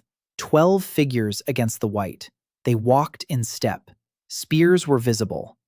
Artyom felt his heart begin to race. He wasn't a warrior. He was a barista. He brewed coffee and calculated the heat capacity of stones. But now they were waiting for him to make a decision. Tarka was waiting. The hunters were waiting. Haya stood at the entrance to the dugout and watched. Artyom took a deep breath. Then he exhaled. Then he gestured to Tarka. Let the envoys in. But only 2, just like last time. The rest wait behind the line. Tarka nodded. She positioned the hunters. 8 men with spears stood in a semicircle at the entrance to the camp. Not aggressively, but conspicuously. 2 entered, the same ones as last time, but their faces were different, tougher. No gifts. They sat down by the hearth and began to speak. Haya translated. The Red Clay chief rejected Artym's offer. He didn't want a heater. He wanted Artyom himself, or war. Artyom listened and thought. 10 warriors outside the perimeter. The Greystone clan has 8 hunters who know how to fight, and 5 more men who can hold a spear but aren't trained in combat. The numerical advantage is with the visitors, but the camp is home. Walls, porches, knowledge of the terrain. Artyom looked at Tarka. She sat with a stony face. He could see she was ready to kill right now. Both envoys, with her bare hands if necessary. But Artyom shook his head. No, not like that. He asked for time until morning. The envoys agreed. They were placed in a distant dugout, under guard. 10 warriors outside lit their bonfire 100 paces from the camp. Artyom looked at their fire and thought. That night, he gathered a council. Tarka, Haya, Yuna, the elders. Even Vek came. He sat in a corner. He was silent. But he came. Artyom spoke through Haya. He proposed a plan. Not to fight, not to surrender. To show. He wanted to show the Red Clay envoys that stealing him was pointless. Because his strength wasn't in him. It was in the people he had trained. In the morning, he would stage a demonstration. Yuna will build a hearth from scratch. The teenager will start a fire using a fire starting kit. Nessa will make a healing brew. 3 people, 3 skills, without Artyom. He'll stand on the sidelines. And the envoys will see that the god of warmth isn't just one person. It's a method, one that can be passed on. And if Red Clay wants warmth, they don't need to steal Artyom. They need to get an apprentice. On terms that benefit both sides. Tarka listened. She didn't like it. She wanted to fight. But she understood that 8 against 10 in an open field were bad odds. And she nodded. Vek in the corner nodded too, barely noticeably, but he nodded. In the morning, Artyom led the envoys to the central bonfire. The entire camp stood around them, 40 pairs of eyes. Artyom stepped back. He stood by the wall of the farthest dugout. He crossed his arms and pointed at Yuna. She stepped forward, silently, calmly. She began to build the hearth, stones one by one. The envoys watched. She worked quickly and precisely. Dark, heavy stones, double-layered, a channel for the smoke, not a single made of twigs. Half an hour later, the hearth was ready. The envoys exchanged glances. Artyom pointed at the teenager. He stepped forward. He took out a leather pouch, a fire-starting kit. Birch bark, dry moss, resinous kindling, a strip of fat. He arranged everything in the correct order. He struck a spark with flint. The moss began to smolder. The wood chips flared up. The birch bark caught fire. The fat produced an even flame. 3 minutes later, a fire was burning in the new hearth. The envoys were silent. Artyom pointed at Nessa. She came out, slender, fair-haired, carrying a small pot over the coals. She brewed a decoction, willow bark, pine needles, mint. She poured it into 2 bowls, offered them to the envoys. They took them, they drank. And Artyom saw something break in their eyes. Not fear, not respect, understanding. They understood. The god of warmth is not a man in a strange skin. It is knowledge, which lives in the hands of this woman with calluses, and this boy with flint, and this girl with a pot. The envoys left that same day, without threats, without promises of war. They left in silence and took their 10 warriors with them. A week later, a messenger ran up, a little boy, alone, unarmed, with a red lump of clay in his hand. A gift. The chief of Red Clay accepted the terms, a heater in exchange for clay and meat and safe passage through the lands. Artyom stood there, holding the lump of clay in his hand, warm from the hands of the boy who had run with him for half a day. Red, soft. You could make pots from this clay, bowls, maybe someday a teapot. A real teapot. He clenched the clay in his fist and smiled. One less war. Yuna was sent off 10 days later. Artyom walked her to the pass. She carried a bag of tools on her back. Stones, leather, moss, birch bark, flint, a fire-starting kit, a small pot of charcoal, everything needed to warm an entire camp. At the pass, she stopped. She turned to face him. She looked at him for a long time. Then she made a gesture he had never seen before.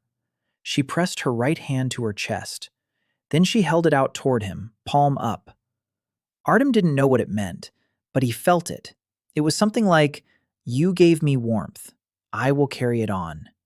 She turned and walked down the slope toward the red clay guides waiting for her. Artyom stood on the pass and watched her go. The wind blew in his face. It was 20 below, but he felt warm, because the knowledge he had passed on was going out into the world. It wasn't dying with him. It lived on in other hands.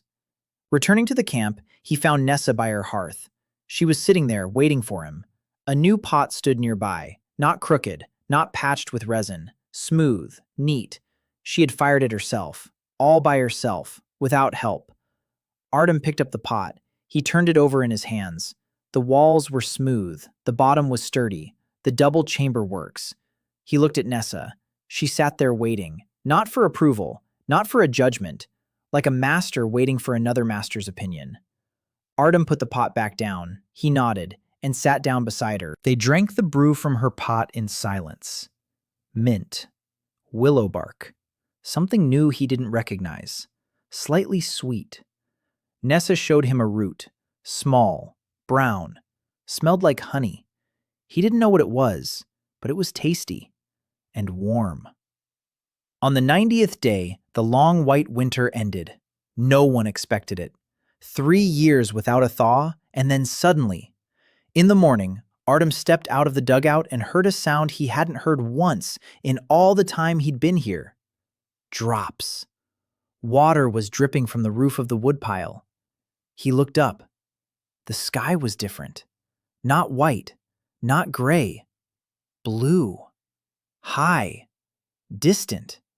The sun was higher than usual, and it was warm. Truly warm. Not like a pale spot behind the clouds, like a star. Artyom stood there listening to the dripping and couldn't believe it. Then Kaya came out of the dugout. She looked at the sky, at the water, at the sun, and began to cry. Quietly, soundlessly. She just stood there and cried. Tarka came out behind her. She looked up. Her face hadn't changed, but the hand holding the spear dropped, and the shoulders that had been raised to her ears for 3 months relaxed. The rest followed Tarka out, one by one. They stood on the wet snow and looked up at the sky. The children reached out their hands toward the raindrops. The elders squinted at the sun. Someone laughed, then another. Then the whole clan stood there, laughing and crying at the same time. Spring. 3 years of waiting, and it had come. The following weeks were crazy. The snow was melting fast, too fast. Streams turned into torrents. The camp was flooded on the south side. Artyom organized drainage, ditches from the dugouts to the slope, stones at the bottom so the water would flow away and not pool. Una sent a message by messenger. It's melting at Red Clay too. It's flooding there too. But the hearth she built is working. The people are healthy. Artyom read this through Haya and felt something strange. Pride. Not for himself, for Una. For the fact that his knowledge was working in a place where he wasn't. It was a new feeling. He was used to being proud of his coffee shop, of his milk foam. And now he was proud of someone else's stove in someone else's camp. With spring came game. The herds of deer that had left 3 years ago began to return. First in small groups, then in larger ones. Tarka would lead the hunters out for 2 or 3 days with warm bags and return with the catch: meat, fat, hides. For the first time in months, the clan had more food than they needed. Artyom taught the women to make bone broth, not just to throw meat into water, to simmer it for hours over low heat until the bones gave up everything. Thick, dark, rich. A broth that sustains longer than meat, that warms you from the inside, that can be stored in a cool place and reheated. Kaya tasted the first bowl and froze. Then she looked at Artyom and said, "That's something." He already understood individual words. She said it was like that first drink, like coffee, not by taste, in terms of sensation, the warmth that comes from within. Artyom smiled and thought that if his former partner at the coffee shop heard that bone broth was being compared to Ethiopian yirgacheffe, he would have collapsed on the floor and not gotten back up. Tarka organized the equinox celebration. She came to Artyom 3 days before and told him through Kaya, "We made it. Everyone. Not a single child died. Not a single old person froze to death. For the first time in 3 winters, we need a celebration." Artyom agreed. He understood that a celebration isn't just entertainment. It's an acknowledgement that they'd made it through, together. Artyom spent the whole day preparing. He fired the clay. A week earlier, he'd been working on a special project, a teapot, a real clay teapot, with a spout, with a handle, with a lid. He'd spent 7 attempts on it. The first 6 cracked during firing. The 7th survived. a bit crooked, with an uneven spout, with a crack in the bottom that he patched with resin and fired again. But it worked. The water didn't leak, the spout poured, the lid stayed on. Artyom looked at it and saw his coffee shop. The counter, teapots in a row, bags of beans, the smell of roasting, the house that is no more. He pushed those thoughts. Now is not the time. The whole family had gathered for the holiday, 40 people around a large bonfire in the open air. For the first time in 3 months, it was possible to sit outside without fear of freezing. The sun was setting behind the western ridge. The sky was ablaze with orange. The snow on the slopes glistened like copper. Artyom stepped out to the fire with a teapot in his hands. Inside was a brew, a special one. Nessa had spent a week gathering herbs for it, 12 varieties. Pine needles, mint, willow bark, a root with a honey-like scent, berries, leaves, something purple that grew by the stream. All together, brewed in a clay teapot over the coals. Artyom poured it into bowls, for everyone. 40 bowls. Crooked, different, but their own. Made here, by his hands and the hands of his students. People drank and were silent. Then they spoke. Then they sang. Kaya sang first, an old song her mother used to sing, about the steppe, about the wind, about the fire. The others joined in. Artyom sat and listened and didn't understand the words but understood everything. Tarka sat down next to him when the songs died down. She held a cup in both hands, empty, but she didn't let go. She looked at the fire, then she turned to him and said a few words, slowly, looking him in the eyes. Haya wasn't there. No one was translating. But Artyom had been learning this language for 3 months, from fragments, from gestures, from context, and he understood. Not exactly, roughly. She said something like, "My father built walls. You build warmth. It's the same thing." Artyom looked at her and couldn't answer. Not because he didn't know the words, because words weren't needed. Tarka raised her hand and touched his shoulder, with one finger, for a second. Then she stood up and walked over to the hunters. Artyom sat by the fire and felt that touch, a single point of warmth on his shoulder, like a hot stone, only alive. The night after the celebration, Artyom didn't sleep. He sat by the dying fire and thought. 3 months. He had survived. They had survived. 40 people, all the children, all the elders. He had done it. No, they had done it. Haya, who translated his hands into words. Tarka, who brought the meat. Yuna, who sewed the bags. Nessa, who healed with herbs. The teenagers who hauled the stones. The mothers who warmed the stones for the children. Everyone. He was just the beginning, a spark, and they were the ones who kindled the fire. Artyom looked up at the sky. The stars were shining brightly, and among them, far to the north, something flashed.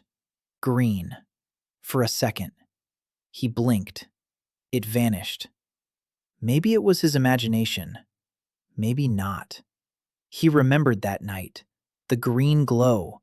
The snow vortex. His thermos. And he thought for the first time in 3 months. Why? Why was he here? Who had brought him here? And was there anyone else? The thought faded. Returned. It left again. He lay down by the fire, wrapped himself in a white fox cloak, a gift from Tarki, and fell asleep under the stars. For the first time in 3 months, out in the open air. Because it was warm enough. Spring had opened up the world. The snow was melting, revealing a steppe that Artyom had never seen before. Grass. Yellow, last year's, dead. But green was already peeking out from beneath it, thin, timid, like the fingers of a child reaching for the light. The ground was wet and smelled of something that made Artyom stop halfway and close his eyes. The ground smelled of spring. The same spring as in Yekaterinburg. The same smell of wet soil and melting snow and something new that's growing. 20,000 years apart, yet spring smells the same. He stood with his eyes closed, and for a second, he was home. Refugees began arriving at the end of the first month of spring. At first, just a few. A woman with 2 children, from somewhere in the east, skinny to the point of transparency.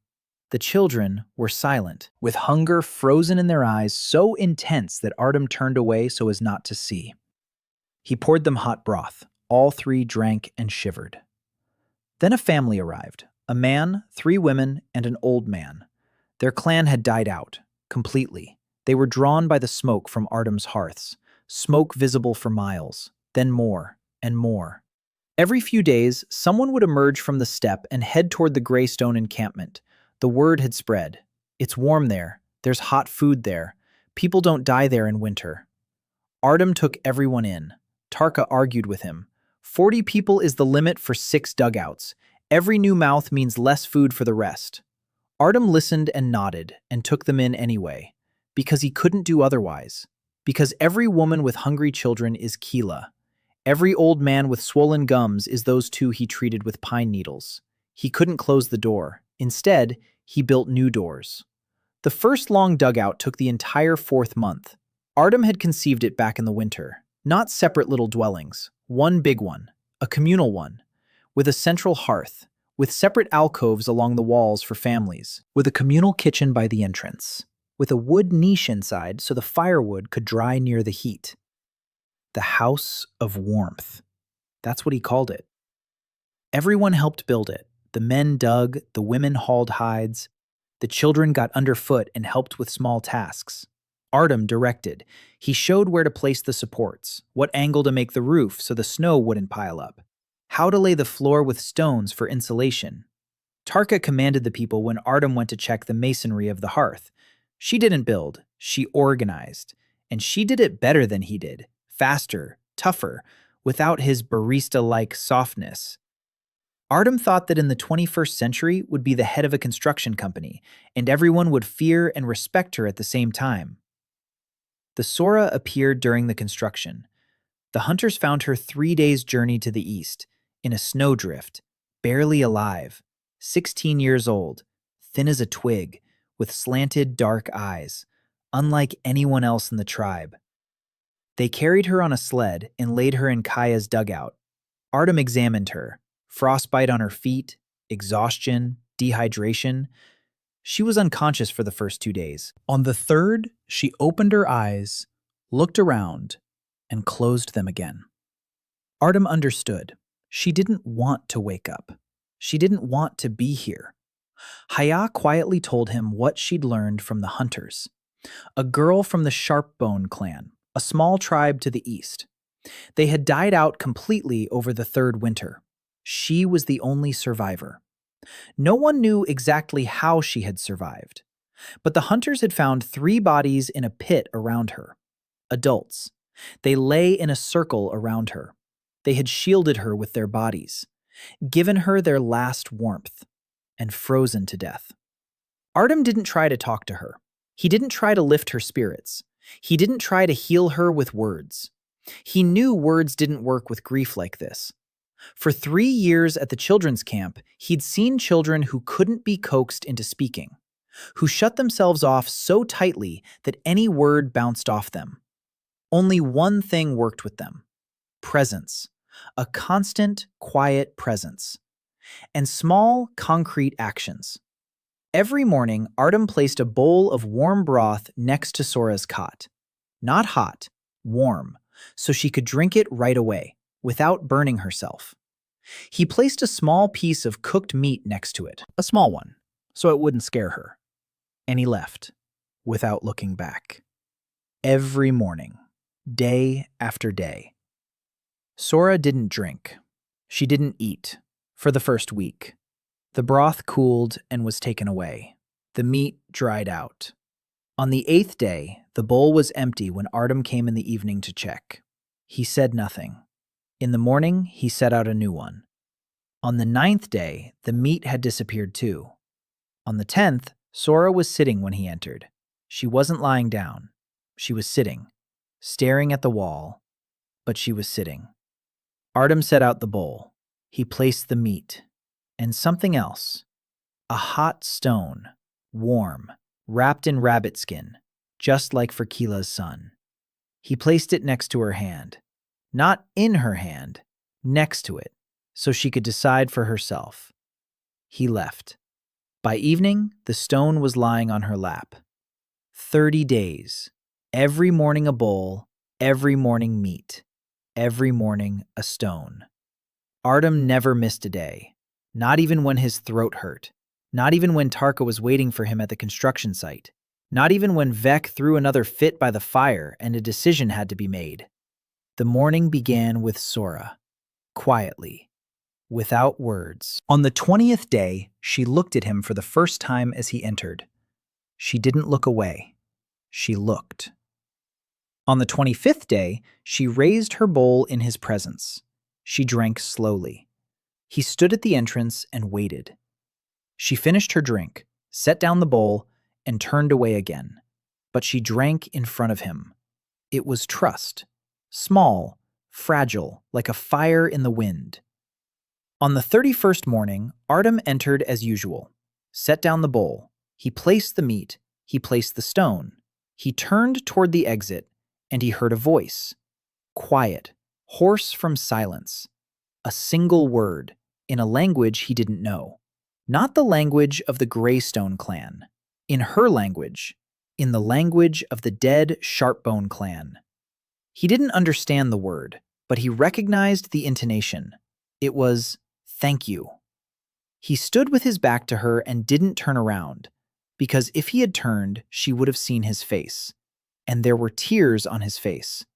He recognized the intonation because it sounded exactly the same as "thank you" does in any language in the world, with pain, with gratitude, with the hope that maybe it's worth living on.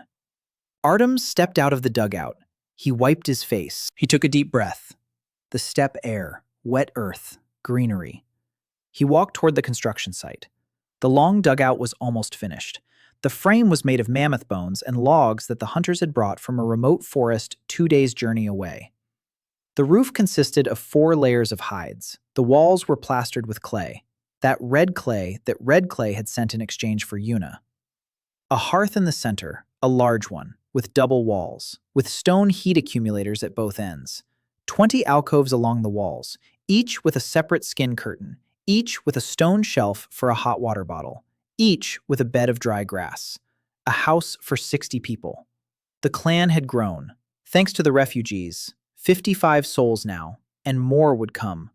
Artyom knew they would come, because the smoke from its hearths could be seen from far away, and because hunger drives people to warmth like animals to a watering hole. The warm house was finished by the end of the 5th month. They all spent the first night in it together, 55 people, under one roof, by one fire.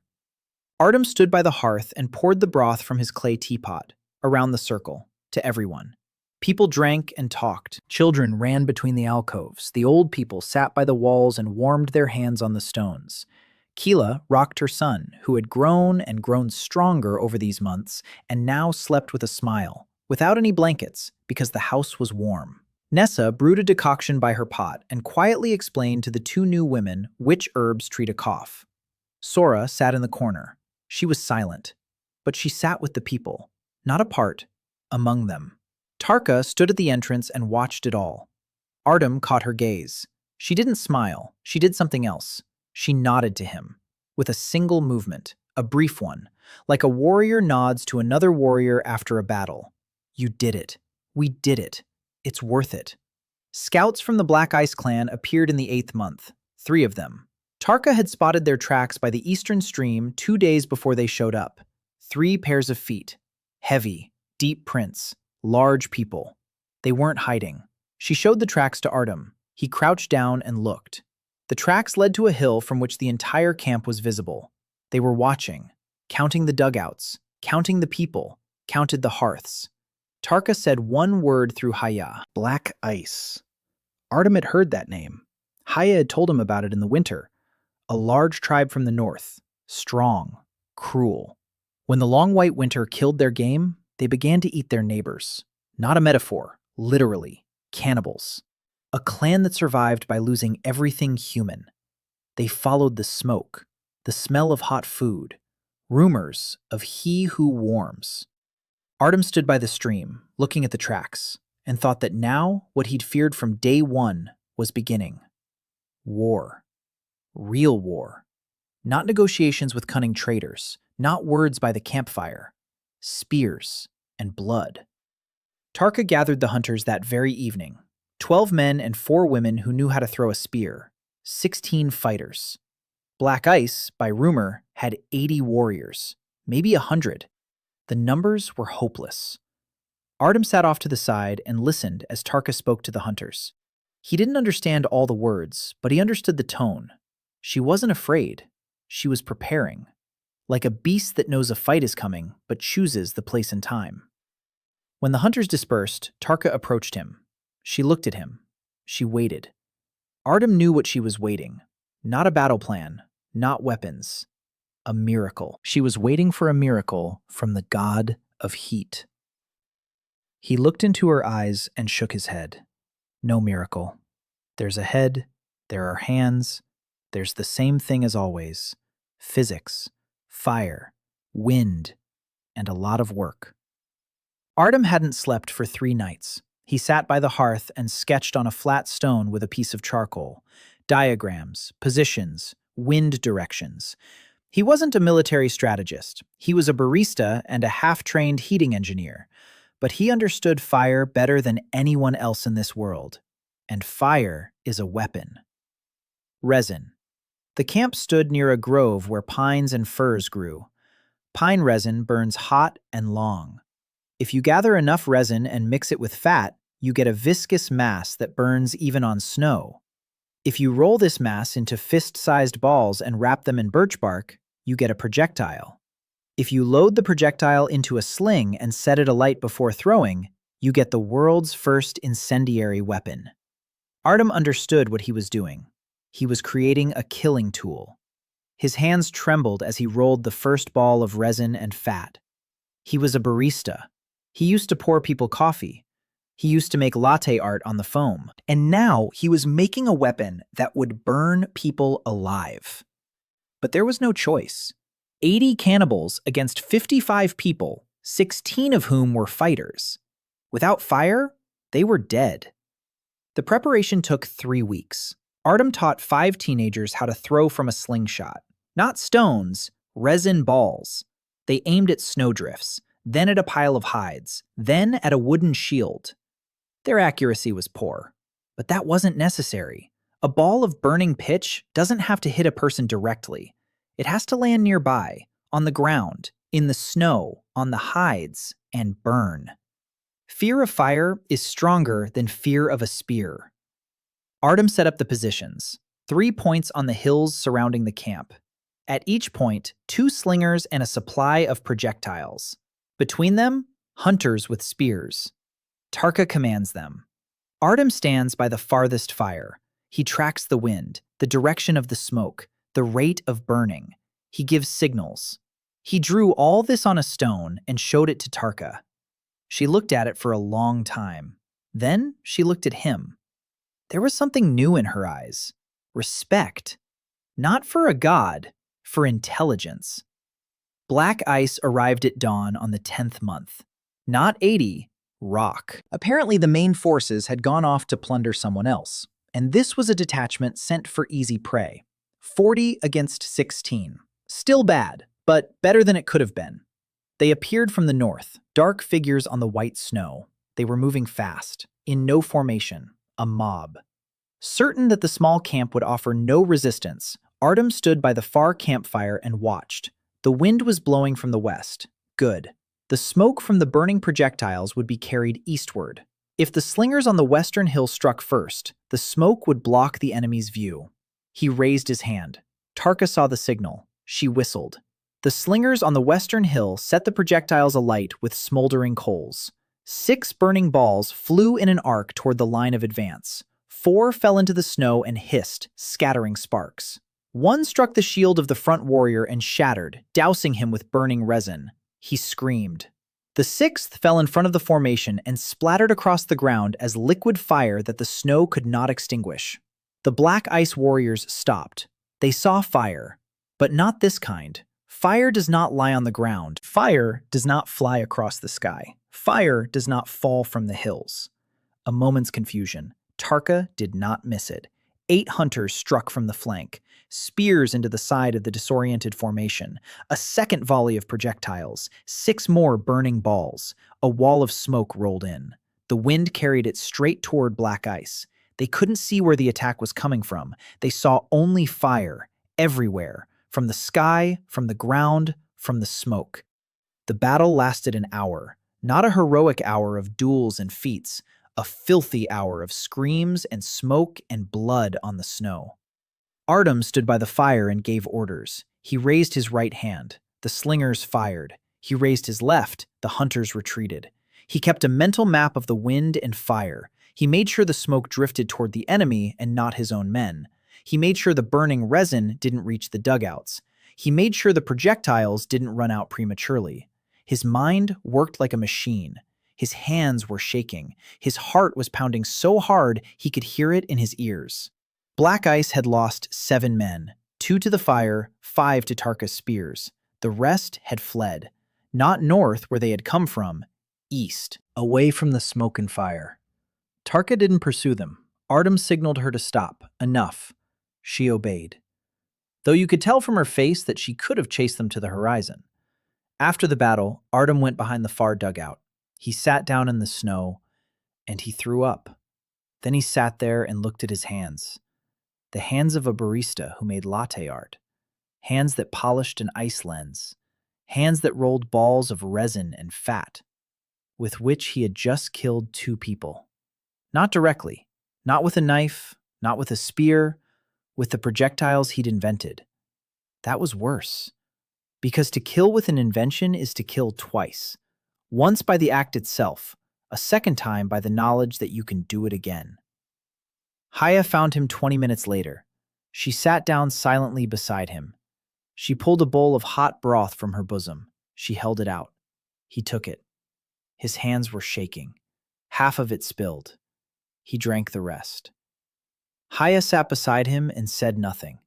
She just sat there, just as he had sat beside Sora that 31st morning, a quiet presence, the only remedy for what cannot be healed by words. The summer was short and hot.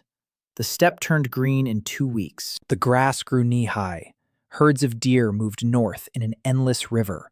Mammoths appeared on the horizon. 2. Huge. Artyom looked at them and thought he'd only seen them in a museum, plastic models behind glass. But here they were alive, fur down to the ground, tusks like sickles. The ground trembled beneath their feet. Tarka stood nearby and looked at him, not at the mammoths. She saw his face, the face of a man looking at a miracle. She didn't understand that a mammoth could be a miracle. For her, it was 3 months' worth of food and a hide for the roof. But she saw his eyes, and she liked what she saw. Rumors of the victory over the black ice spread across the steppe faster than the spring wind. A camp that had not only survived the winter, but also repelled a raid by cannibals. A camp with hot food and warm homes. A camp where children do not die. By midsummer, envoys from 4 tribes had come to the Greystone clan from 4 tribes. Not with threats, with requests. Every tribe wanted a heater. Every tribe was ready to pay. With meat, with hides, with flint, with clay, with the black stone that burns. Artyom heard this and asked Haya again. Black stone that burns. Coal, lignite. Somewhere to the west, a coal seam comes to the surface. The Gray Owl tribe knows this place. Coal in exchange for the knowledge of heat. Artyom laughed. The first raw materials deal in human history. He agreed to all 4 requests, but he only had 3 trained heaters. Yuna had gone to red clay. The teenager was ready. Nessa was ready. More were needed. Artyom began the second wave of training. Broader, deeper. Not just the stove and the decoction, the full set. A hearth with heat accumulators, a warm bag, a fire starting kit, hand warmers for children, a vestibule, drainage, firewood storage, bone broth, coniferous decoction, willow bark for heat, mint infusion for a cough. 12 skills. Every healer must know all 12. Artyom wrote them on a flat stone with charcoal.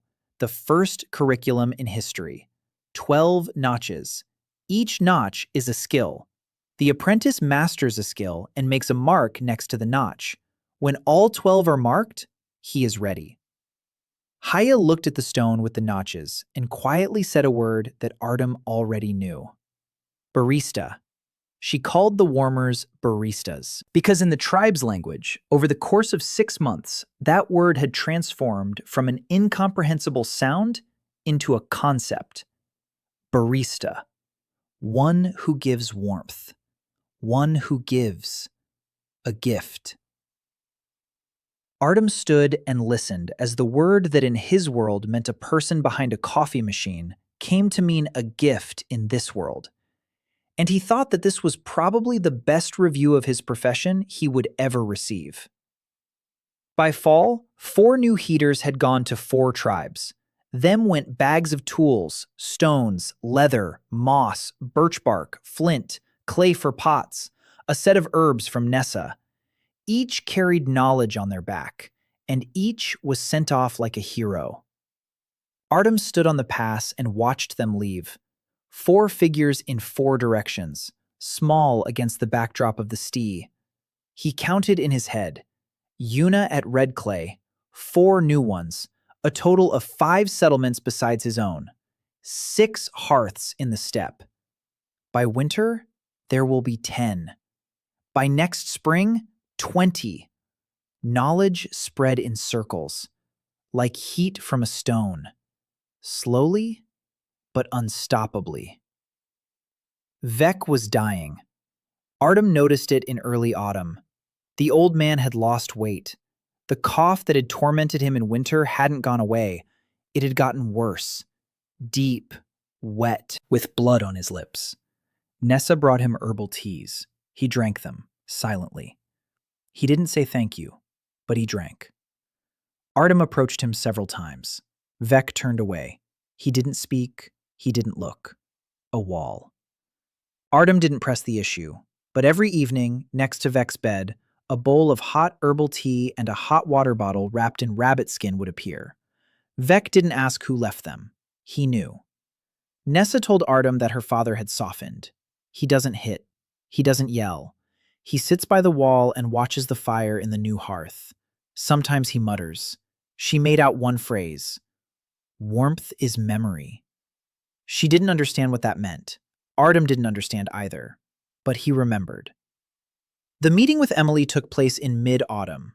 The hunters returned from the west and brought a woman, a redhead, with freckles, in furs that fit her strangely, as if on a person who had put them on not out of habit, but out of necessity. She walked through the camp and looked around, eyes wide open, mouth slightly parted. She looked at the tents, at the woodpile, at the clay pots by the entrance, at the smoke from the hearths, and on her face was an expression that Artyom recognized instantly, because he'd worn it himself for his first 3 days here. The expression of a person from another time. Artyom stepped out to meet her. She saw him, stopped, looked. He looked. 2 seconds. 3. 5. She opened her mouth and said one sentence in English. Artyom didn't speak English fluently, but what he'd learned in school and college was enough. She asked what year he was from. He answered, 2024. She covered her face with her hands. Her shoulders shook. She was crying. Standing in the middle of the camp in front of 50 pairs of eyes that didn't understand a word. She was crying because she had been alone for 6 months. 6 months among people who didn't know what electricity or a toothbrush or a hot shower was. 6 months thinking she had gone mad, that this was a coma or hell or something worse. And now here stood a man in a fox coat, and she hears words she understands. Artyom didn't hug her. He didn't try to comfort her with words. He did the only thing he knew how to do. He went to the hearth. He took out a thermos, his own, Steel, the very one. He'd kept the last few beans in it. A handful, almost spent. Ethiopian Yirgachev that he'd carried over from another life. He'd guarded them like a relic, like the last piece of home. He hadn't touched them for 8 months. And now he opened the thermos, poured the beans into a stone mortar, ground them, coarsely, unevenly, poured hot water into a clay bowl. Waited. The aroma rose above the camp, faint, pale, a shadow of the scent that filled his coffee shop every morning. But it was there. Coffee. Real coffee. In a world of mammoths and glaciers. He held the bowl out to Emily. She took it, sniffed it, and laughed. Through her tears, loudly, truly. Then she drank it. Then she looked at him and said she'd forgotten what it smelled like. Artyom nodded. He'd forgotten too. But his body remembered. His hands remembered. And that was enough. Emily told her story over 3 evenings. She spoke in English. Artyom didn't understand everything, but enough. They sat by the hearth after the others had fallen asleep, and she spoke while he listened. Emily Carter, 26 years old, a field archaeologist from Colorado, specializing in the Paleolithic. The irony was so thick you could cut it with a knife. She studied Ice Age people, and now she lived among them. She died at the excavation site, a landslide in the trench, buried up to her chest. The last thing she remembered was the earth pressing against her ribs and the cold, and her grandfather's lighter in her jacket pocket, an old engraved Zippo. Her grandfather had fought in Korea. She carried his lighter as a talisman. She woke up in the snow, just like Artyom, under the same impossible sky, with a lighter in her pocket. It was a third full of fuel. She stretched it out for 6 months. She lit it only when life depended on the fire. She found a small tribe in the west. She attached herself to them. The lighter made her something of a priestess. Fire from her hand, without friction, no flint spark, a click and a flame. They feared her and fed her, but she didn't build anything. That was the difference. Emily knew history. She knew how Paleolithic people lived. She knew their rituals and tools and migration routes. But she didn't know the physics of heat. She didn't know how to build a stove. She didn't know about heat accumulators and grates and vestibules. She's an archaeologist, not an engineer. She studied the past but didn't know how to change it. When the fuel in her lighter began to run out, she realized that without fire from her hand, she was nobody. The tribe would drive her out, or worse. She went east, following rumors, following the fragments, snippets of conversations she had learned to understand. Somewhere in the east lives a man who makes fire from ice, who builds houses from heat. She walked for 3 weeks, alone, with an empty lighter in her pocket, and she made it. Artyom listened and thought. 2 people who'd ended up here, he with a thermos, she with a lighter. Both had seen the green glow, on the same night, in different places. It wasn't a coincidence. It was a system. Someone or something yanked them out of their own time and threw them here, with objects, small, useless objects that became the keys to survival. A thermos, a lighter. Emily said she'd heard of 2 more, a man with a knife in the south, a teenager with a flashlight in the mountains. 4 people, from different places, from different lives, with different objects, but they're all here, all at once. Artyom rubbed his face with his hands. He's a barista. He used to brew coffee. He didn't subscribe to the mysteries of the universe, but the mystery of the universe subscribed to him. Emily had settled into camp life within a week. She knew things Artyom didn't.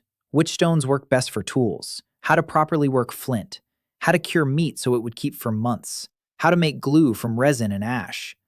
The archaeologist who studied Paleolithic technologies turned out to be the perfect complement to the thermal engineer. Artyom built heat. Emily built everything else. Together, they were something greater. Tarka watched Emily with an expression Artyom couldn't read. Not hostility, not jealousy, an assessment. one hunter looking at another and deciding whether to trust her with her back. Emily felt that gaze and didn't look away. Two women of roughly the same age, both strong, both used to surviving. Both looked at Artyom when they thought he wasn't watching. Autumn brought the cold, not winters, but palpable. The nights grew long, the stars returned, and with them came the green glow. This time everyone saw it. Not a single flash, long green streaks across the entire sky. Like the northern lights, but brighter, and not in the places where the lights usually appear. Right overhead. Artyom stood outside and looked up. Emily stood beside him. She was the first to say the word that had been hanging in the air between them for 3 weeks. The sleepers. She'd heard about them from the locals in the West, creatures beneath the glacier, ancient ones, not human, older than humans. They sleep beneath the ice and dream, and that green glow is their dreams seeping through the ice. Artyom looked at her. She wasn't joking. She was an archaeologist. She knew that beneath glaciers, they find things that shouldn't be there, structures, voids, forms that nature doesn't create. She'd seen it at excavations in Greenland. She'd chalked it up to geology. And now she stood in the 20th millennium BCE, looking at the green sky, and thought that maybe it wasn't geology after all. Sora had been having dreams.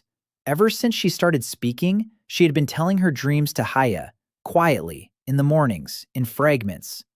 Haya relayed them to Artyom. Sora saw ice, lots of ice.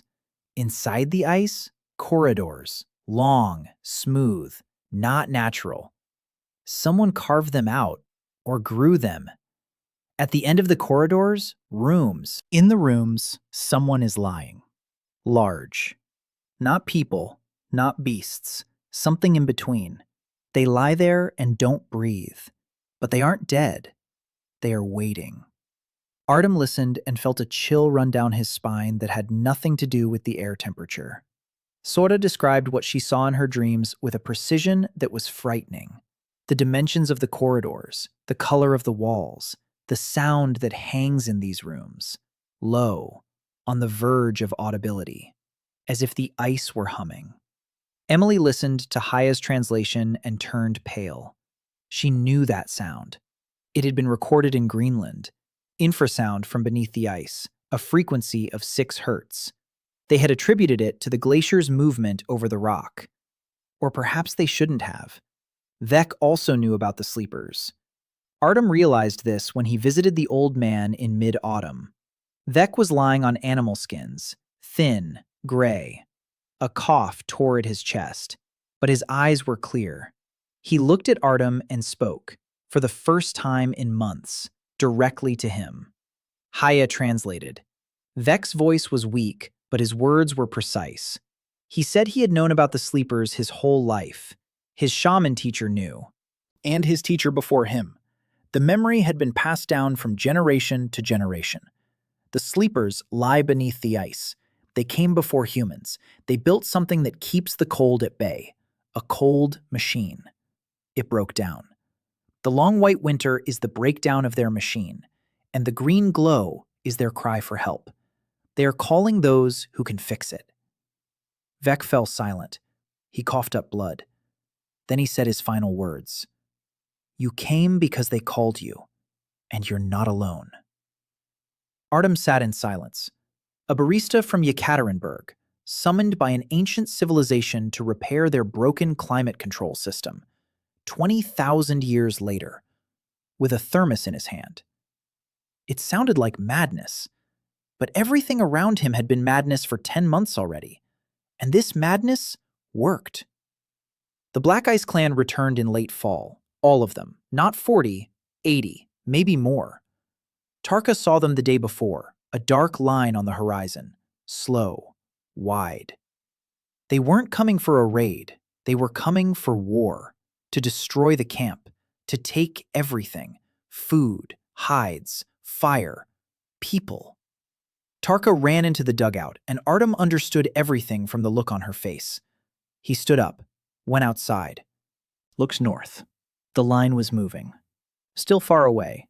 They'd be here tomorrow. He had one day. Artyom gathered everyone, 55 people. Everyone who could hold a weapon, everyone who couldn't. Children, the elderly, Keela and her son, Sora, Nessa, Haya, Emily. He stood before them and spoke. Through Haya, through Emily, who helped translate, through gestures, through charcoal drawings on stone. The plan was desperate. 80 warriors against 16 fighters. They couldn't win by force. So not by force. Artyom drew the camp's position on the stone. A hill, open space on 3 sides, a ravine on the 4th. If the enemy came from the north, they would climb the slope, from the bottom up, head on. Artyom was going to make that slope impassable. The tar balls were just the beginning. More needed to be done in a day. First, an ice wall. Artyom led 20 men to the northern slope. They hauled water from the stream and poured it over the snow. The water froze instantly, layer by layer. By evening, the northern slope was covered with a crust of ice as thick as a palm, smooth, slippery. You could climb it, but slowly, very slowly. And a slow target is an easy target. Second, a smokescreen. Artyom had prepared 10 bonfires along the crest of the hill. Each contained wet hides and damp grass. When lit, they would produce not fire, but smoke. Thick, heavy, white. The wind blows from the west at this time of year. The smoke will drift eastward and cover the attacker's right flank. They'll be blind on one side. Third, a fiery trench. A narrow ditch at the foot of the hill filled with dry branches and soaked in moose fat. Set it alight at the right moment, and the line of fire will cut off the first wave from the second. Not forever, just for a few minutes. But in battle, minutes decide everything. The night before the battle, Artyom didn't sleep. He sat by the hearth in the house of warmth and watched the people. The children slept. The mothers sat beside them. The elders were silent. The hunters sharpened their spears. Tarka inspected every fighter, personally. She looked them in the eyes. She spoke softly, something different for each one. Artyom saw how, after her words, people would straighten up. That's what a leader is. Not the one who builds stoves, the one who gives people the strength to get up in the morning and go into battle. Emily sat next to Artyom. She was silent. She twirled an empty lighter between her fingers. Then she said in English that she was afraid. Artyom replied that he was too. She smiled. Then she said it was strange to be afraid of death when you'd already died once. Artyom thought about it and agreed. Haya approached.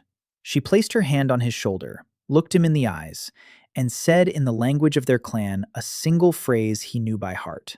You kept us warm. Now we will keep you warm. Artyom squeezed her hand and said nothing. The battle began at dawn. Black ice advanced like a wall. Dark figures, spears, clubs, bone shields. Many, so many. They saw the icy slope and slowed down. The front ranks began to climb and slipped. They fell. They got up. They fell again. The formation broke. Artyom raised his hand. Signal fires flared up. A white wall engulfed the right flank. Screams. They couldn't see where to go. The left flank continued to scramble up the ice. Tarka struck from above. 10 hunters with spears.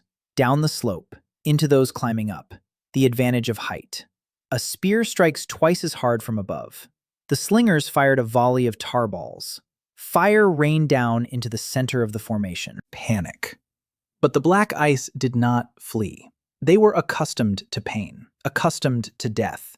They stepped over their burning comrades and pressed upward. There were too many of them. Artyom gave the signal.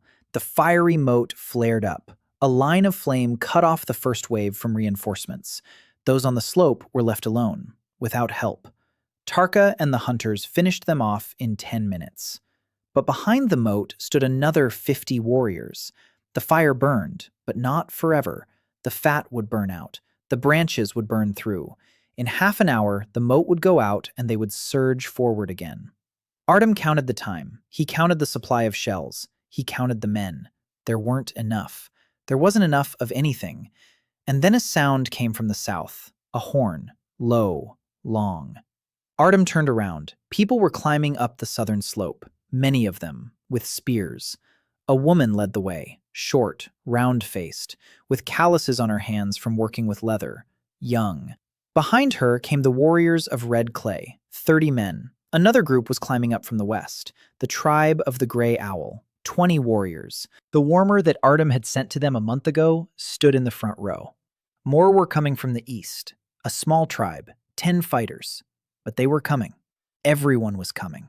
Everyone to whom Artyom had sent warmers. Everyone who had received warmth.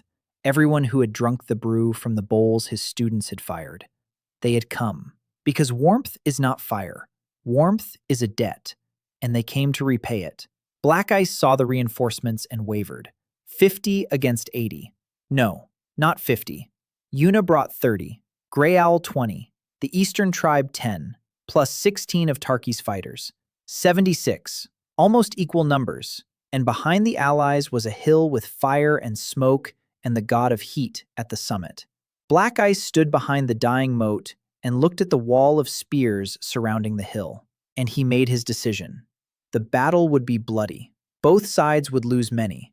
Artyom saw their leader standing at the head of the ranks, huge, with a club made of mammoth tusk. He was looking up at the hill, at the smoke, at the people, and Artyom saw in his eyes something he hadn't expected: weariness. Not rage, not hunger, weariness. A man who had led his people through hell for 3 years and who had no strength left for one more battle. The Black Ice chieftain lowered his club, turned to his people, shouted. The ranks turned and headed back north. Slowly, heavily, but they went, without a fight. Artyom stood on the hilltop and watched them leave. Tarka stood beside him, breathing heavily, her spear covered in blood, her face smudged with soot. She turned to him, and Artyom saw tears on her face. For the first time, she was crying. Not from pain, from relief. 3 days after the battle, Vek died. Quietly, at night, in his bed. A bowl of cooled herbal tea and a hot stone lay nearby. Nessa found him in the morning. She came to Artyom. Her face was pale, her eyes were dry. She said one word: Father. Artyom went with her. Vek was lying on his back. His face was peaceful. His hands were folded across his chest. A knife lay on his chest. Artyom recognized it. It was the knife the elder had wanted to use to execute Kaya that night with the coal. Vek had taken it then, kept it, and on his last night, he placed it on his chest. A piece of resin lay next to the knife. Artyom picked it up. He sniffed. It smelled of smoke and pine. That evening, Nessa told him that her father had been delirious before he died. He kept repeating the same thing. Warmth is memory. Warmth is memory. And then he fell silent. Artyom took Vek's staff. It was heavy, made of mammoth bone, with feathers and beads. He didn't carry it. He broke a piece of dark stone from the pommel, tied it with a leather cord, hung it on his belt, and carried it until his last day. A year passed, then a second. The union of hearthholds grew. 12 settlements, then 15, then 20, each with a heater, each with a hearth and warm sacks and herbal teas and hot water bottles for the children. Artyom stood on the pass from which the steppe stretched for 2 days' journey and counted the plumes of smoke. 20 columns of smoke on the horizon. 20 hearths. 20 places where someone woke up warm this morning. Emily stood beside him. She counted along with him, silently. Then she said she couldn't believe what she was seeing. 2 people with a thermos and a lighter had changed the world. Artyom shook his head. Not 2 people. Una, who sews bags. Nessa, who heals with herbs. The teenagers who hauled stones from the river during the first week. Haya, who translated his gestures into words. Tarka, who brought meat and led the charge. 40 heaters in 20 camps. Hundreds of people who light the fire correctly every morning and cook broth and brew pine needles. Not 2 people. Everyone. The remnants of the Black Ice clan arrived in the spring of the second year, not with weapons, empty-handed, hungry, thin, women and children. There were almost no men left. Their chief, with his tusk-tipped club, had died that winter, from the cold, from hunger, from the exhaustion Artyom had seen in his eyes on the day of the battle. Tarka wanted to send them away. Artyom looked at the children, at their eyes, the same eyes as the refugees who had come to him throughout the first year. He shook his head. No. Let them in. Feed them. Warm them. Tarka clenched her teeth. She looked at him for a long time. Then she nodded. Black Ice entered the camp. The woman with 2 children saw the hearth and the hot broth and fell to her knees, just like Haya on the first night, just like Kila on the 40th day. The same gesture, the same tears. Artyom thought that warmth doesn't distinguish between friend and foe. Warmth simply warms. The former cannibals were accepted into the Union. They were given a heater. They were given a place. A year later, they were no different from the rest, because it wasn't their nature that made them cannibals, but the cold. Take away the cold, and they're just people, hungry and frightened, like everyone else. Sora really started speaking in her second year. She learned the language of the Greystone clan, slowly, word by word. Haya taught her just as she had once taught Artyom, patiently, repeating. Sora became Nessa's quiet assistant. She gathered herbs, dried them, ground them. Her hands were small but precise. She still spoke little, but when she did speak, everyone listened, because Sora had dreams, every night, of corridors beneath the ice, of creatures that were waiting, of a machine that had broken down and was freezing the world. Emily wrote down her dreams. She scratched symbols she had invented herself onto pieces of birch bark, a map, a route to the sleepers. Sora saw it in her dreams so clearly that she could describe every turn. The entrance to the cave, under the glacier, to the northwest, a 3-day journey from the camp. Artyom listened and didn't know what to make of it. He was a barista, not a hero, not an explorer, not the kind of person who descends into caves to meet ancient creatures. But he knew that sooner or later he would have to, because the green glow returned every autumn, brighter and brighter, and the long white winter could return at any moment. And now he knew why. Artyom would remember the equinox celebration of the second year forever. The Union of Hearthholds had gathered on a large plateau by a frozen lake. All 20 tribes had sent their chiefs. Some had come themselves, with their families, with their children, with their heaters. 200 people on the plateau, maybe more. Artyom stood by the huge central bonfire and looked at the faces. So many faces. A year ago, he knew everyone by name. Now he knew only the names of those closest to him. The rest were just people. But every one of them had woken up in the warmth this morning. Everyone drank hot tea. Everyone was alive because someone, at some point, had taught them how to stack the stones in the heater correctly. At dawn, Artyom went out to the fire. He was carrying a teapot in his hands. His own. Clay, that very one. Crooked, with a crack patched with resin. Inside was a brew, a special one. Nessa and Sora had been gathering herbs for a week, 12 kinds, one from each of the 12 oldest tribes of the Union. Each tribe brought its own herb, its own flavor, its own scent, its own memory, all together in one teapot. Artyom poured 12 bowls, clay ones, fired by the hands of his apprentices in 12 camps. Each bowl was different from the others. Each was crooked in its own way. He handed the bowls to the 12 chiefs. They took them, looked at one another, and drank at the same time. Artyom stood and watched as the 12 chiefs drank the brew from his teapot. Tarka stood to his right. She no longer stood apart. She stood beside him, always by his side. From the day she watched over him as he slept after the storm. From that evening when she touched his shoulder with a single finger. From that night before the battle when she checked on every fighter and came to him last, saying quietly so that only he could hear, "Come back alive." She stood beside him, and her hand found his and squeezed it.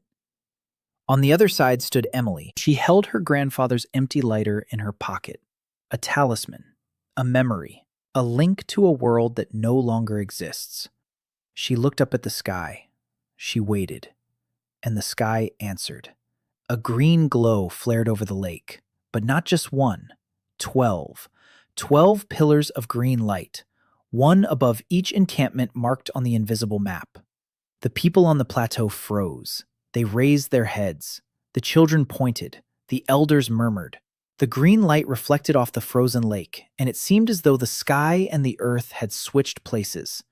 Artyom looked up and felt. He didn't see. He didn't hear. He felt. Somewhere beneath the ice, a kilometer beneath their feet, something was moving, slowly, heavily, like a creature is waking up after thousands of years of sleep. The first eye opens. Sora stood behind him, silent, with her eyes closed. She sensed it better than anyone. She was connected to the sleepers through her dreams. She was the key. Artyom didn't yet know to what, but he felt he would find out soon.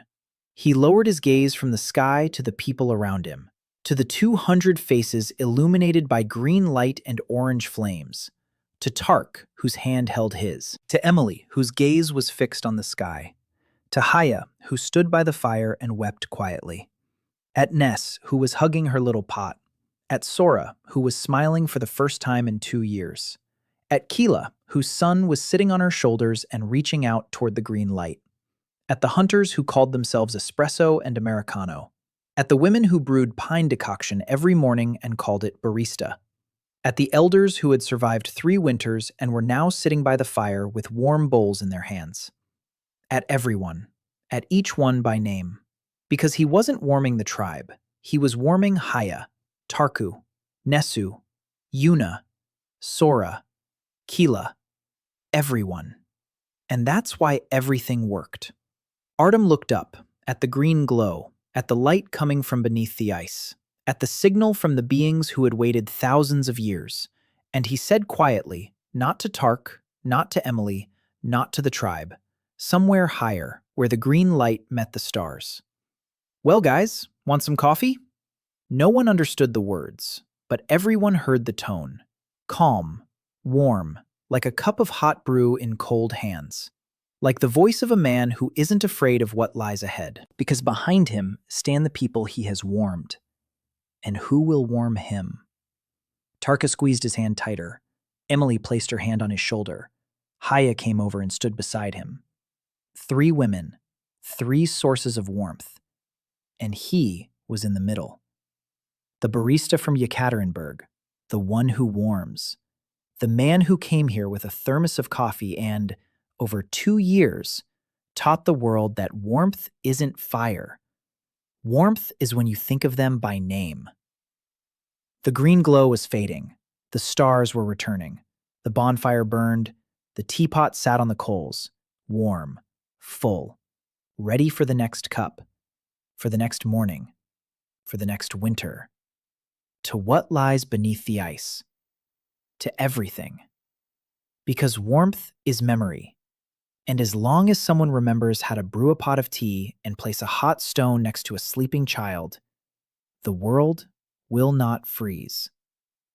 Never.